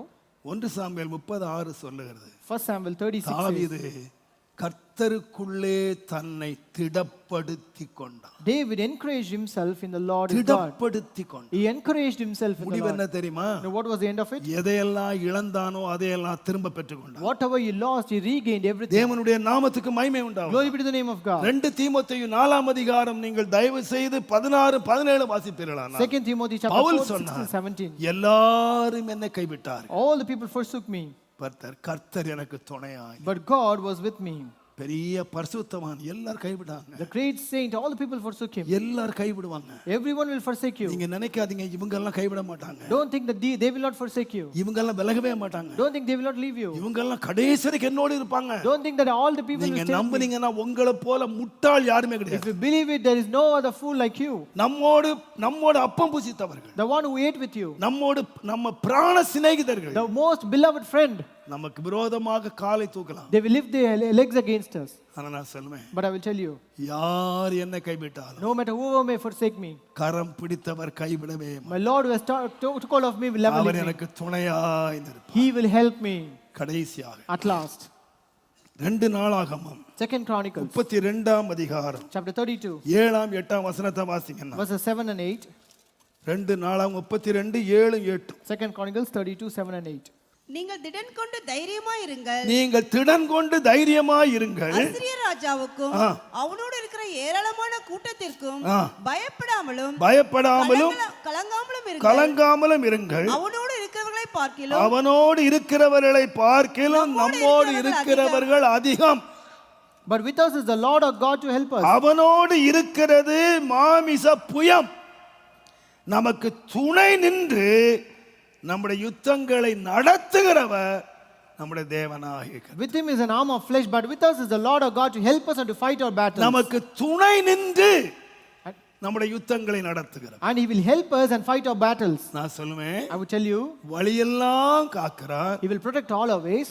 நம்முடைய அவமானத்தில் நம்முடைய முகத்தை பாறையாக்கி நம்மை கன்மலையும் மேய்ப்பர்களுமாக மாற்றுகிறார். He will make us a shepherd and a stone by making our faces into a நமக்கு flint. துணையாய் நின்று நம்முடைய யுத்தங்களை நடத்துகிறார். He will help us and fight our battles. நான் சொல்லுவேன், I would tell you, தேவன் மேல் வைத்த நம்பிக்கையிலே எசேக்கியாவை போல ஒரு ராஜா முன்னாலும் இல்லை பின்னாலும் இல்லை. there was no other king before Hezekiah or after him with the trust that he had upon God. ஆகையினால் Therefore, அந்த அவனுடைய வாழ்க்கையிலையும் யுத்தம் வந்துச்சு. so even in his life he has to encounter battle. ஆனா ஒண்ணு மறந்து போகாதீங்க, But don't forget one thing, அவர்களோடு இருக்கிறவரை நம்மோடு இருக்க அதிகம். the one who is with us is more than the one with him. நம்மோடு இருந்து நம்முடைய யுத்தங்களை நடத்துகிறவர் தேவனாகிய கர்த்தர். Our God is a God who will be with us and fight battles for us. ஆகையினால் Therefore, நீங்க ஒண்ணும் மறந்துடாதீங்க, do not forget one thing, தேவனுடைய நாமத்துக்கு மகிமை உண்டாவதாக. glory be to the name of God. அந்த 2 நாளாகமம் 14ஆம் அதிகாரம் 11ஆம் வசனத்தை நீங்க வாசிங்கன்னா 2 Chronicles chapter 14 and verse 11. தேவனாகிய கர்த்தரை நோக்கி கூப்பிட்டு, கர்த்தாவே பலமுள்ளவனுக்காகிலும் பலனற்றவனுக்காகிலும் உதவி செய்கிறது உமக்கு லேசான காரியம். எங்கள் தேவனாகிய கர்த்தாவே எங்களுக்கு துணை நில்லும். உம்மை சார்ந்து உம்முடைய நாமத்தில் ஏராளமான இந்த கூட்டத்துக்காக வந்தோம். நீர் எங்கள் தேவன், மனுஷன் யாரை மேற்கொள்ள விடாதையும். So it is nothing we need to help. வார்த்தைகளை ரொம்ப அருமையா ஜெபம் பண்றாங்க. எப்படி யாரை மேற்கொள்ள கூடாது? Who should not prevail against us? யுத்தம் பண்றது யாரு? Who is fighting for us? ஆசாவும் எதிரியும். The Asa and the enemies were fighting. வெற்றி தோல்வி யாருக்கு? எனக்கா அவனுக்கா? So who is going to get ரெண்டு பேருக்கு தான் வெற்றி தோல்வி. So it is success or defeat is going to ஆனா be both என்ன people. சொல்றான்? But what does he say? தேவனுடைய நாமத்துக்கு மகிமை உண்டாவதாக. Glory to the name of God. நீர் எங்களுக்கு துணையா நில்லும். You help us, Lord. நீர் எங்களுக்கு துணையா நின்னா If you help us, மனுஷன் உம்மை மேற்கொள்ள விடாதே. let no man prevail against thee. உம்மை என்ன இல்ல, Not me. நீர் எங்களுக்கு துணையா இருந்து If you help us, நாங்கள் உம்மை சார்ந்து கொண்டால் and if we depend upon you, தோல்வி யாருக்கு? who would encounter defeat? எங்களுக்கு இல்ல. Not for us. எனக்கு இல்ல தோல்வி. Not for me. நான் சொல்ல விளங்குதா உங்களுக்கு? Can you understand it? நான் நினைக்கிறேன், I think பாகிஸ்தானுக்கும் இந்தியாவுக்கும் cricket so. The cricket match for Pakistan and India, நம்ம 130 கோடி பேர் இருக்கோம். There are 130 million people here, ஆனா 11 பேரை செலக்ட் பண்றோம். but they select only 11 people. இந்த 11 பேர் எப்படி போனான்னா இந்தியாவின் நாமத்தை தரித்து இந்தியாவை சார்ந்து அப்பாயிண்ட். So they- இந்தியா அவனை தெரிந்து கொண்டு அனுப்புகிறார். So the India has took it as they represent India as 11 people to represent India actually. Pakistan 11 பேரை அனுப்புது. And Pakistan also sent 11 people. ரெண்டு பேரும் மூச்சை பிடிச்சு விளையாடுறான். So they both play the match. முடிவு என்ன சொல்லு தெரியுமா? Now what is the end of it? India ஜெயித்தது. India won the match. எங்க ஜெயித்தது யாரு? Who did won the match? Who did win the match? ஜெயித்தது யாரு? Who did win the match? 11 பேர் It ஜெயித்தாங்க. was just 11 people who இப்போ win the match. தோத்தது பாகிஸ்தானா India ஜெயித்துட்டான். So it means that Pakistan was defeated and India has won the ஏன்? match. Why? இந்த 11 பேரும் இந்தியாவை சார்ந்தவர்கள். Because all the 11 people are dependent upon India. இந்திய ராஜ்யத்தை They சார்ந்தவர்கள். are depending upon this Indian kingdom. நீங்க இந்த ஆராதனை முடிஞ்சு அப்படி வெளியே போனீங்கன்னா When you after the service when you go out, மழையென்றும் பாராமல் வெயிலென்றும் பாராமல் இந்த கிரிக்கெட் மைதானம் முழுவதும் எத்தனையோ டீம் விளையாடுது. there you can find many people teams playing here cricket in this ground. எவன் தோத்தான் எவன் ஜெயித்தான்னு ஆவடிக்கே தெரியல. Even the Avadi will not know who has won the match or who நான் was கிரவுண்ட் defeated. பக்கத்துல உட்கார்ந்திருக்கேன் எவன் தோத்தான் எவன் ஜெயித்தான்னு Even I தெரியல. am near to the ground but I don't know who has won the match or ஆனா defeated. அங்க 11 பேர் விளையாடுனாங்க. But there 11 people are playing. நாளை ஹெட்டிங்ல வருது இந்தியா ஜெயித்தது. The headlines shows as India won the match. Pakistan தோற்றது. Pakistan was defeated. ஏன்? Why? இவங்க இந்தியாவை சார்ந்து போகல. Because they did not represent India. எத்தனை பேர் உலகத்துல விளையாடுறாங்க? There might be many people playing this ground world. எல்லாம் விளையாட்டா இருக்கலாம். There might be people playing the ground. ஆனா 11 பேரை இந்தியா செலக்ட் பண்ணி சார்ந்து கொண்டார். But India has selected only 11 people as dependent இப்ப upon it. தோற்றாலும் ஜெயித்தாலும் அது யாரை சேர்னா இந்தியாவை சேர். If they win or lose, it will be relying upon India. அதே போல Similarly, நான் மாத்திர கர்த்தரை சார்ந்து கொள்வேன்னா if I rely upon God, வெற்றியும் தோல்வி யாரை சேர்னா என்னை அல்ல ஆண்டவரை. the success or the victory, எனக்கு தெரியும் என் ஆண்டவர் தோற்றதும் இல்லை தோற்க போகிறதும் இல்லை. I know very well God was never defeated and N will never be ஆண்டவர் defeated. தோற்றதும் இல்லை தோற்க போகிறதும் Our இல்லை. God will never lose and was never lose. ஆண்டவர் சொன்னார் God said, உலகத்திலே உங்களுக்கு உபத்திரவம் உண்டு. there is tribulation in this world. திடன் கொள்ளுங்கள். Be bold. நான் உலகத்தை I ஜெயித்தேன். have conquered this world. நான் ஜெயித்தேன். I have conquered நீ this world. எங்களை சார்ந்து And கொள்வாயானால் if you rely upon me, தேவனுடைய நாமத்துக்கு மகிமை glory be to உண்டாவதாக. the name of God. உங்களுக்கு தோல்வியே கிடையாது. There is no defeat for you. தோல்வியே There is no கிடையாது. defeat. தேவனுடைய நாமத்துக்கு மகிமை Glory be உண்டாவதாக. to the name of God. ஏன்? Why? நான் யாரை சார்ந்து நிக்கிறேன்? Because whom am I depend upon? நான் அடிக்கடி சொல்வேன் Very often I used to tell, இங்கிலாந்துக்கும் ஜெர்மனுக்கும் யுத்தம் வந்தபோது when there was a war between England and Japan, இங்கிலாந்துடைய தளபதி Winston Churchill Winston Churchill was the head of England. German ஜெயத்துக்கு மேல ஜெயம் எடுத்து. German was facing all kinds of ஆனா victories. சர்ச்சில் ஒரு அருமையான ஒரு ராணுவ தளபதி. But Churchill was a great captain of the army. தேவனுடைய நாமத்துக்கு மகிமை Glory be உண்டாவதாக. to the name of God. அவங்க தோத்துக்கிட்டே வந்தாங்க. They were just losing. ஆனா முடிவு என்ன தெரியுமா? You know what was the end? ஒரு இங்கிலாந்து சேவகனை பிடிச்சு They took one soldier of England அவனை கவத்தி போட்டு and made him to lie down. 4 German soldiers அவன் மேல ஏறி 4 German soldiers were stood upon அவங்க him மேல குதிப்பாங்க. and they used to jump upon him. அவனோட ஷூ காலை போட்டு மிதிப்பாங்க. They used to just jump upon அவன் him. கீழ கிடப்பான் England. And England would be under their feet. British soldier கீழ The இருப்பான். British soldier will be under his feet. மேல குதிக்கிறவன் German The soldier. German soldiers will be jumping on them. ஆனா கீழ படுத்து கிடக்குறான் பாருங்க. But the one who is lying down, அவன் என்ன செய்தான் தெரியுமா? கீழ படுத்து கிடந்துக்கிட்டு now what did he do? அவன் என்ன சொன்னான் தெரியுமா? What did he tell? We for victory. We for victory. We for victory. He said, we for victory. அவன் ஒத்துக்கவே இல்லைங்க. He never accepted. 4 பேர் போட்டு மிதிச்சாலும் No matter even the 4 people were அவன் jumping, ஒத்துக்கலங்க. he never கீழ accepted. கவுந்து படுத்துக்கிட்டு He was toppled down. 4 பேர் மிதிக்கும் போது When people were jumping we on him, for victory ன்னு சொன்னான். he was saying, we for victory. முடிவு என்ன தெரியுமா? You know, what is the end அவன் of it? ஏன் சொன்னான் தெரியுமா? Why did he tell? என் சர்ச்சில் தோக்கவே மாட்டான். Because my church will not be defeated. எப்படி இருந்தாலும் சர்ச்சில் ஜெயிப்பார். Churchill will somehow win it. எங்க சேனை ஜெயிக்கும். Our army will win. முடிவு என்ன தெரியுமா? You know, what did they? German தோத்தது, பிரிட்டிஷ் ஜெயித்தது. German was defeated and the British was வெற்றி எடுத்தார்கள். British actually succeeded. ஏன்? Why? தங்களுடைய தலைவன் யார்? Because who was their captain? நம்ம யாரை சார்ந்து இந்த யுத்தத்தை நாம செய்கிறோம்? Whom are we depending upon when we do this battle? உங்களுக்கு தெரியணும். You should know. நான் சொல்லுவேன். I will tell you. ஆகையினாலே தான் That is 2 ராஜாக்கள் 6ஆம் அதிகாரத்திலே in 2 Kings chapter தேவனுடைய 6. நாமத்துக்கு மகிமை உண்டாவதாக. Glory be to the name of God. ஒரே ஒரு எலிசாவை பிடிப்பதற்காக Just to take capture of one Elisha. தேவனுடைய நாமத்துக்கு மகிமை உண்டாவதாக. Glory be to the name of God. ஒரு பெரிய நாட்டுக்கு சேனையே வந்துச்சு. There was a great host that came. வேதம் சொல்லுகிறது. The Bible says. எல்லாம் சுத்திக்கிட்டாங்க. All the people were encompassed. சுத்திட்டாங்க. They were around them. காலையில எழும்புறான். Morning they are getting வேலைக்காரன் up. எழும்புறான். The servant is getting up. பார்த்தான். He He saw அவன் சொன்னான், and he said, ஐயோ என் ஆண்டவனே, he said, woe unto us. ஐயோ என் ஆண்டு. He said, woe unto us. எழுப்பி வந்தார் எலிசா. Elisha came out. என்னப்பா What happened? பாருங்க, Look here.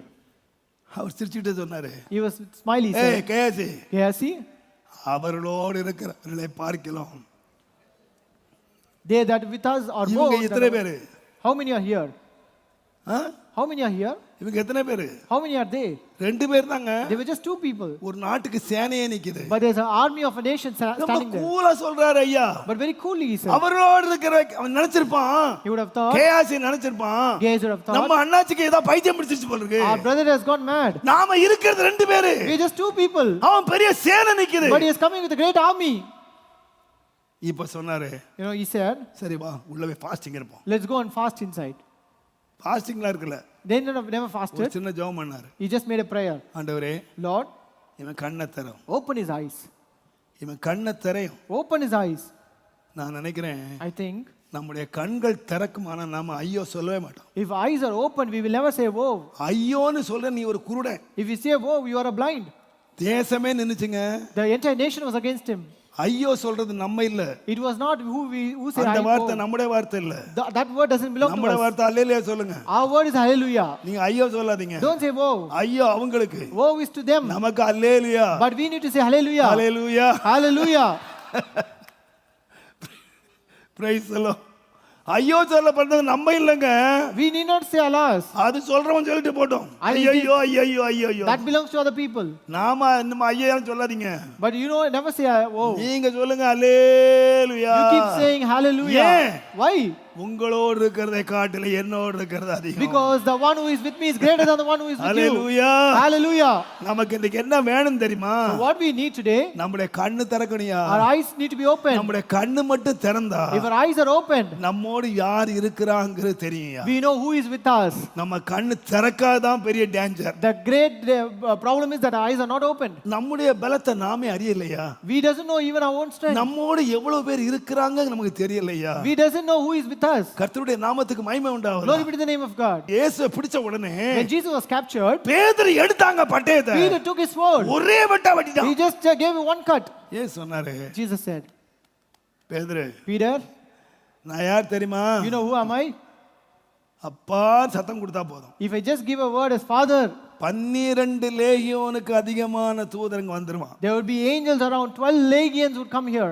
ஒரு லேகியோன் 6000 பேர். One legion is equal to 6,000. 12 லேகியோன் 72000 பேர். When it's 12 legions, it's 72,000. எசேக்கியா கூப்பிட்ட போது ஒரு தூதனை தான் எங்க அப்பா அனுப்புனாரு. When Ezekiel called, God sent only ஒரே one angel. நைட்ல 1,85,000 பேர் காலி. So in one night, 1,85,000 people were நான் killed. கூப்பிட்டா 72,000 பேர் வருவான். If I call, 72,000 people may come. உங்களுக்கு கால்குலேட்டர் இருந்துச்சுன்னா நீங்க வீட்ல போய் கணக்கு வாத்தியா இருந்தா 1,85,000 72,000 பெருக்குங்க.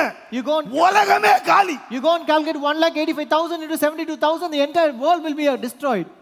அவ்வளவு வச்சிருந்தாரு. He had so much. வாய் திறக்கல. He never opened his mouth. சண்டைக்கு போல.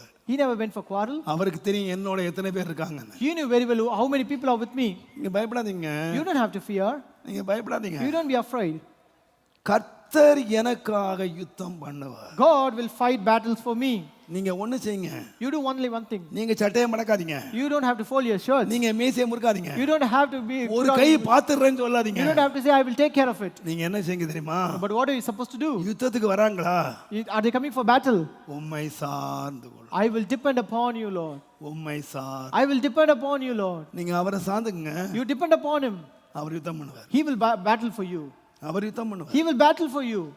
உங்களோடு இருக்கிறவர்களை காட்டிலும் அவர்களோடு இருக்கிற The one who is with you is greater than the one who is against you. நான் நினைக்கிறேன். I think 1973 என்று நினைக்கிறேன். in 1973, I think. 1973 ஆண்டு நினைக்கிறேன். In 1973, இஸ்ரவேல் தேசத்தில் பெரிய யுத்தம் நடந்துச்சு. there was a great war in Israel. உங்களுக்கு தெரியும் யாம் கப்பூர் வார் உங்களுக்கு தெரியும். You know it is the Yom Kippur war. யாம் கப்பூர்னா மகா பரிசுத்த நாள்ல நடந்த ஒரு யுத்தம். It was a war on a most holy day. இஸ்ரவேல் ஜனங்களுக்கு அந்த யாம் கப்பூர் டே என்று சொல்லுகிறது அவர்கள் மகா பெரிய உபவாச நாள். அன்றைக்கு ராணுவம் யுத்தம் பண்ணாது. So that Yom Kippur day was a day when Israelites used to have a great fasting. எல்லாரும் எங்க இருப்பாங்கன்னு கேட்டீங்கன்னா தேவனுடைய ஆலயத்தில் இருப்பாங்க. All the people will be in the temple of God. Morning 6 to evening 6. From morning 6 a.m. to evening 6. எல்லாரும் தேவனுடைய ஆலயத்தில் உட்கார்ந்து பரிசுத்தம் பண்ணி ஆண்டு தேடிட்டு இருப்பாங்க. Everyone will be seeking God in the temple and sanctify அந்த themselves. நாளிலே எகிப்தின் தலைவராக இருந்த நாசர் என்று சொல்லுகிறவர் On that 13 தேசங்களை ஒன்று சேர்த்தார். So on that day the Egyptians had Syria, Egypt, Jordan, Lebanon, Egypt எல்லாம் சேர்ந்து 13 கண்ட்ரி இஸ்ரேல் மத்தியில இருக்கு. 13 பேர் சுத்துனாங்க. There was Israel in the center and 13 countries were against around them. எதுவுமே தெரியாமல் எல்லாரும் தேவனுடைய ஆலயத்துக்கு வந்தாங்க. But this Israel doesn't know anything. They were in the temple of God. எல்லா தேவனை உபவாச ஜெபம் ஆரம்பிச்சது. And the fasting prayer started. ஜெபம் ஆரம்பிச்சது, அவங்க யுத்தத்தை ஆரம்பிச்சாங்க. When the fasting prayer started, they began to start their battle. அவர்களை சுற்றிலும் குண்டு மாறி பொழிய ஆரம்பிச்சது. They began to put on bombs around them. உங்களுக்கு என்ன பண்றதுன்னு தெரியாது. They don't know what to do. சில நிமிஷத்துக்குள்ளே இஸ்ரவேல் காலி ஆயிடும். So in another few minutes, the entire Israel will be destroyed. அவங்க எதுவுமே செய்யல. They never did anything. முழங்கால் படிக்கிட்டு They were on their knees. கைகளை வானத்துக்கு நேராக ஏறெடுத்து, They rose their hands towards God. இஸ்ரவேலின் தேவனே, Is the God of Israel, ஆபிரகாம், ஈசாக்கு, யாக்கோபு என்னும் தேவனே, God of Abraham, Isaac and Jacob, உம்மை நாங்கள் சார்ந்து கொள்ளுகிறோம். we are relying upon you. எங்களுக்கு என்ன செய்ய தெரியல. We don't know what to do. எங்களுக்கு துணை செய்யும். Lord, help us. எங்களுக்கு உதவி செய்யும். Lord, help us. அவர்களை மேற்கொள்ள எங்களுக்கு பலன் இல்லை. We don't have strength to overcome them. கதர்னாங்க. They were crying. கதறிக் கொண்டிருக்கும் பொழுது When they were crying, ஒரு சம்பவம் நடந்தது. one incident happened. மகா பரிசுத்த ஸ்தலத்தில் இருந்து ஒரு சிறிய காற்று ஒன்று வெளியே புறப்பட்டது. There was a wind that went ஒரு forth. சுமால் ஒரு சின்ன தென்றல் வெளியே There was வந்தது. a small breeze that went forth from the most holy வெளியே place. வந்து It came out. புயலாக மாறியது. It became a great பெரும் storm. காற்றாக It மாறியது. became a great storm. அங்க நிறைய கேதுரு மரம் இருக்கு. There are more cedars trees. இஸ்ரேல்ல பெரிய உயரமான மரங்கள். We have very tall அதுல trees. நிறைய தேனீக்கள் கூடு கட்டி இருந்தன. And we have many honeycombs there. நம்மள மாதிரி நம்ம வீட்டு மாதிரி தேன் மாதிரி இல்ல. அதெல்லாம் அங்க பாத்தீங்கன்னா அதுக்கு நீங்க பார்த்திருப்பீங்க தெரியாது. அந்த சவுத் சைடுல அங்க கடந்தன்னு சொல்லுவாங்க, குளவின்னு சொல்லுவாங்க. So it is not like our அதனுடைய bees. தேன் கூட்ட பாத்தீங்கன்னா ஒரு பானை ஃபுல்லா இருக்கும் தேன். So that one comb பெரிய is பெரிய one pot. கூடுகளா கட்டியிருக்கும். They used to build many big combs. இந்த காற்று போய் இந்த கூடுகளை அடித்து உடைத்தது. So this wind went and just broke all the combs. எல்லா கூடுகள் நூற்றுக்கணக்கான கூடு உடைஞ்சது. All the combs were broken. ஒவ்வொரு கூட்டிலையும் ஆயிரக்கணக்கான குளவிகள் இருக்கு. There were thousands of bees in each comb. ஆண்டவர் மோசே காலத்துல சொன்னாருங்க, God said in the time of Moses, குளவிகளை கொண்டு உன்னை துரத்துவேன். I will chase you using the bees. இன்றைக்கு எல்லாம் நியூட்ரன் குண்டு எந்த குண்டல கண்டுபிடிச்சிட்டானே. But we have no. அப்பவும் ஆண்டவர் வந்து மாறவே இல்லை. அதே யுத்த தந்திரம் தான் பண்ணாரு. But God is using the same. எல்லா குளவிகளும் வெளியே போச்சு. And all the bees went out. எந்த பக்கம்லாம் காத்து அடிச்சு அந்த பக்கம்லாம் போச்சு. All the way wherever the wind blew. கரெக்ட்டா ஹெல்மெட்டுக்கு மத்தியில அடிச்சது. It just bet on. எல்லாம் நல்லா cover போட்டுருக்கான். Everyone is being covered very much. நல்ல தாவீது கோலியாத் அடிச்ச மாதிரி எல்லாம் போய் அடிச்சது. Like how David bet Goliath, they hit him. எல்லாரும் எல்லாத்தையும் விட்டுட்டு அவன் நாட்டுக்கு ஓடி போனான். All the people left everything there and began to run towards the country. ஒரு ஆயுதம் இல்லாமல் Without any weapon. அவங்க ஆயுதத்தையே எடுத்து And using their own weapon. 6 நாள்ல யுத்தத்தை முடிச்சிட்டான். And they finished the war in 6 days. கர்த்தர் நமக்காக யுத்தம் பண்ணினார். God will fight battles for us. இன்றைக்கு நடக்குதுங்க. Even this is happening even today. நமக்கு விரோதமா யார் எழும்பிட்டோம். அதனால தான் வேதம் சொல்லுது, That's why Bible says, ராஜாக்கள் எழும்பி நின்று the kings may arise. கட்டுகளை அறுத்துருவோம். They may say that we will break the bonds. என்னெல்லாமோ சொல்லிட்டு இருக்காங்கங்க. They are saying many things. ஒரே ஒரு வசனத்தை மட்டும் வாசிக்க Let முடியும். us read one verse. சங்கீதம் 2ஆம் சங்கீதம். Psalm 2. தேவனுடைய நாமத்துக்கு மகிமை உண்டாவதாக. Glory be to the name of God. 2ஆம் சங்கீதம். Psalm 2. தேவனுடைய நாமத்துக்கு மகிமை உண்டாவதாக. Glory be to the name of God. முதலாம் வசனம் பாருங்க. Verse 1. ஜாதிகள் கொந்தளித்து ஜனங்கள் விருதா காரியத்தை சிந்திப்பானே, கர்த்தருக்கு விரோதமாகவும் அவர் அபிஷேகம் பண்ணினவருக்கு விரோதமாகவும் பூமியின் ராஜாக்கள் எழும்பி நின்று அதிகாரிகள் ஏகமாய் ஆலோசனை பண்ணி அவர்கள் கட்டுகளை அறுத்து அவர்கள் கயிறுகளை நம்மை விட்டு எரிந்து போடுவோம் என்கிறார்கள். And the kings of the earth set themselves and the rulers take counsel together against the Lord and against the anointed, saying, let us break the bands asunder and cast away the cords from us. But what will God do?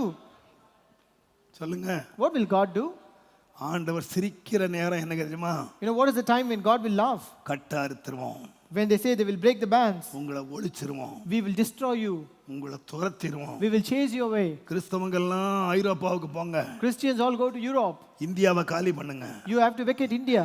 ஆண்டவர் உட்காந்து சிரிச்சுக்கிட்டே உட்காந்துருக்காரு. பசங்க என்ன விளையாட்டு பசங்களை விளையாடுறான் பொம்மையை வச்சுக்கிட்டு. But God is just sitting laughing. நீங்க என்ன நினைக்கிறீங்கன்னா, ஐயோ பிரதர் சட்டம் போடுறாங்களாம் brother, Brother, they are bringing a law. அதிகாரிகள் ஆலோசனை பண்றாங்களாம் பிரதர். All the officers are making a 2 council. நாளைக்கு முன்னால ஒருத்தன் போடுறான், 2 days நம்ம before. அண்ணாச்சி மோடி அடுத்த அறிவிப்பு என்னன்னா மதமாற்ற தடை சட்டம் next- அல்லது போடு. நீங்க என்ன சட்டம்லாம் போடுங்கப்பா சாமி. அங்க ஒருத்தன் காய்ச்சிட்டே உட்கார்ந்து, No matter whatever rules you may bring in, there's one guard who நீங்க is still ஆலோசனை laughing. பண்றீங்களா? Are you counseling? சட்டம் போடுறீங்களா? Are you bringing forth any நீங்க rules? ஒடுக்க போறீங்களா? Are you going to afflict them? எவ்வளவு ஒடுக்கினார்களோ அவ்வளவாய் நாங்கள் பெருகுவோம். How much you are afflicted, to that extent we are growing up. Hallelujah. Hallelujah. நான் கை தட்டுறதுக்கு சொல்லலங்க. I'm not telling this to clap. நான் 100% இந்த வேதத்தை நான் விசுவாசிக்கிறேன். I believe this Bible 100%. எகிப்திலே தேவன் இருந்தார், அதே தேவன் தான் இந்தியாவில் இருக்கார். The God who was in Egypt is the same God is in India. பார்வோனை காட்டிலும் இன்னொரு பார்வோன் வர போறது இல்ல. There cannot be more, Pharaoh more than that Pharaoh. அந்த பார்வோனே துணியை காணு ஓடி போய்ட்டான். But that Pharaoh even fled away, leaving everything. தேவனுடைய நாமத்துக்கு மகிமை உண்டாவதாக. Glory be to the name of God. அவன் சேனையை தேவன் கவிழ்த்தார். God toppled all his armies. எவ்வளவு ஒடுக்கினார்களோ, How much have they afflicted? ஏன் அவர்களோடு இருக்கிறதை காட்டிலும் Because the one who are with them, நம்மோடு இருக்கிறவர்கள் அதிகம். the one who is with us is greater than the one with them. உங்களோடு இருக்கிறது 350 சீட்டு, You might be having only 350 seats, எங்களோடு இருக்கிற சீட் உங்களோட சீட்டு. but the seats that we have, எங்க சிங்காசனம் உட்கார்ந்திருக்க யாரு? புரிஞ்சீங்க புரியெல்லாம் விட்டுரு. but who is seated in our throne? தேவனுடைய நாமத்துக்கு மகிமை உண்டாவதாக. Glory be to the name of God. Don't worry brother. You don't have to worry about it, brother. எதை கண்டு பயப்படாதீங்க brother. Don't be afraid. நம்ம கொடி தூக்க வேண்டிய அவசியம் இல்ல. We don't have to rise நம்ம up. பவனி போக வேண்டிய அவசியம் We இல்ல don't have to go for a brother. rally. எந்த போராட்டம் நடத்த வேண்டிய அவசியம் We இல்ல. don't have to make any kind of boycott. யுத்தங்களை நடத்துகிறவர் கர்த்தர். Our God is the one who fight the battles. அவர் தோற்றதும் இல்லை, He will never lose, அவர் தோக்க போறதும் இல்லை. and he was not தேவன் lost. நமக்கு எல்லா இடங்களிலும் வெற்றி சிறக்க பண்ணுகிறவர். God will make us to conquer in every எல்லார் place. கண்களை மூடுங்க. Let us all close our eyes. கர்த்தரை நோக்கி பாருங்க. Let us look unto the Lord. ஆண்டவரே, நீர் எனக்கு துணை நில்லும். Lord, you help me, Lord. நீர் எனக்கு துணை நில்லும். You help me, Lord. நீர் எனக்கு துணை நில்லும். You help me, Lord. அவர் சொல்லுகிறார், He says, உன் வலது கையை பிடித்துக்கொண்டு I will take hold of your right hand. நான் உனக்கு துணை நிற்கிறேன். I will help you. யோசித்து பாருங்க. Think about it. என் இருதயம் கர்த்தரோடு இருக்கா? Is my heart set right with God? என் கை சுத்தமா இருக்கா? Is my hands pure? என் இருதயம் சுத்தமா இருக்கா? Is my heart pure? என் வாழ்க்கை சுத்தமா இருக்கா? Is my life clean and pure? என்னுடைய இருதயம் செம்மையா இருக்கிறது போல Like my heart is set right before God. உன்னுடைய இருதயம் செம்மையா இருக்கிறதா? Is your heart right before God? ரெண்டு இருதயங்கள் செம்மையா இருந்தால் If both hearts are right before God, கையை கொடு. give your hand. நான் கையை பிடி சொல்லுகிறேன். I will take hold of your hand and say, பயப்படாத, fear not. நான் உனக்கு துணை நிற்கிறேன். I will help you. நான் உனக்கு துணை நிற்கிறேன். I will help you. நான் உன்னோடு நிற்கிறேன். I will stand by you. உன் பட்சத்துல நான் நிற்கிறேன். I will stand on your side. நீ பயப்படாதே. You don't have to fear. நான் உன்னை காப்பேன். I will keep you. உன் அவமானத்தின் நடுவிலே நான் உன்னை உயர்த்துவேன். I will exalt you amidst your shame. உனக்கு ஏற்பட்ட யுத்தத்திலே உனக்கு நான் ஜெயத்தை கட்டளையிடுவேன். I will give a victory in the battles that you are facing. Don't worry. You don't have to worry. நான் உன் கையை பிடிச்சிருக்கேன். I have held your hand. நீ என் கையை பிடிச்சா ஒருவேளை விட்டுருவ. If you hold my hand, you may leave me. அதனால நானே உன் கையை பிடிச்சிருக்கேன். That is why I am holding your hand. என்ன வந்தாலும் விட மாட்டேன். No matter what may occur, I will not என்ன leave you. வந்தாலும் விட மாட்டேன். Whatever may occur, I will not யார் leave you. கைவிட்டாலும் விட மாட்டேன். No matter who may leave you, I will நான் not leave உன்னை you. பிடிச்சிருக்கேன். I have taken hold of you. நான் உன்னை I பிடிச்சிருக்கேன். have taken hold of you. நான் துணை நிற்கிறேன். I will be with you.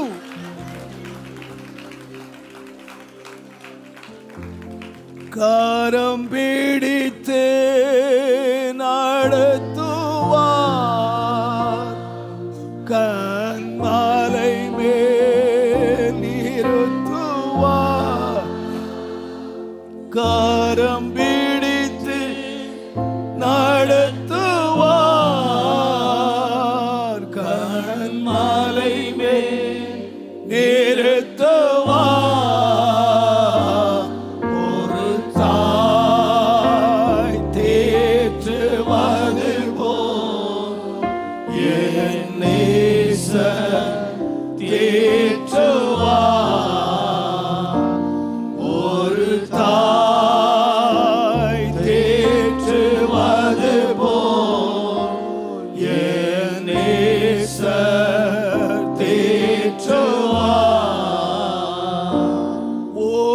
போதும் கைவிடா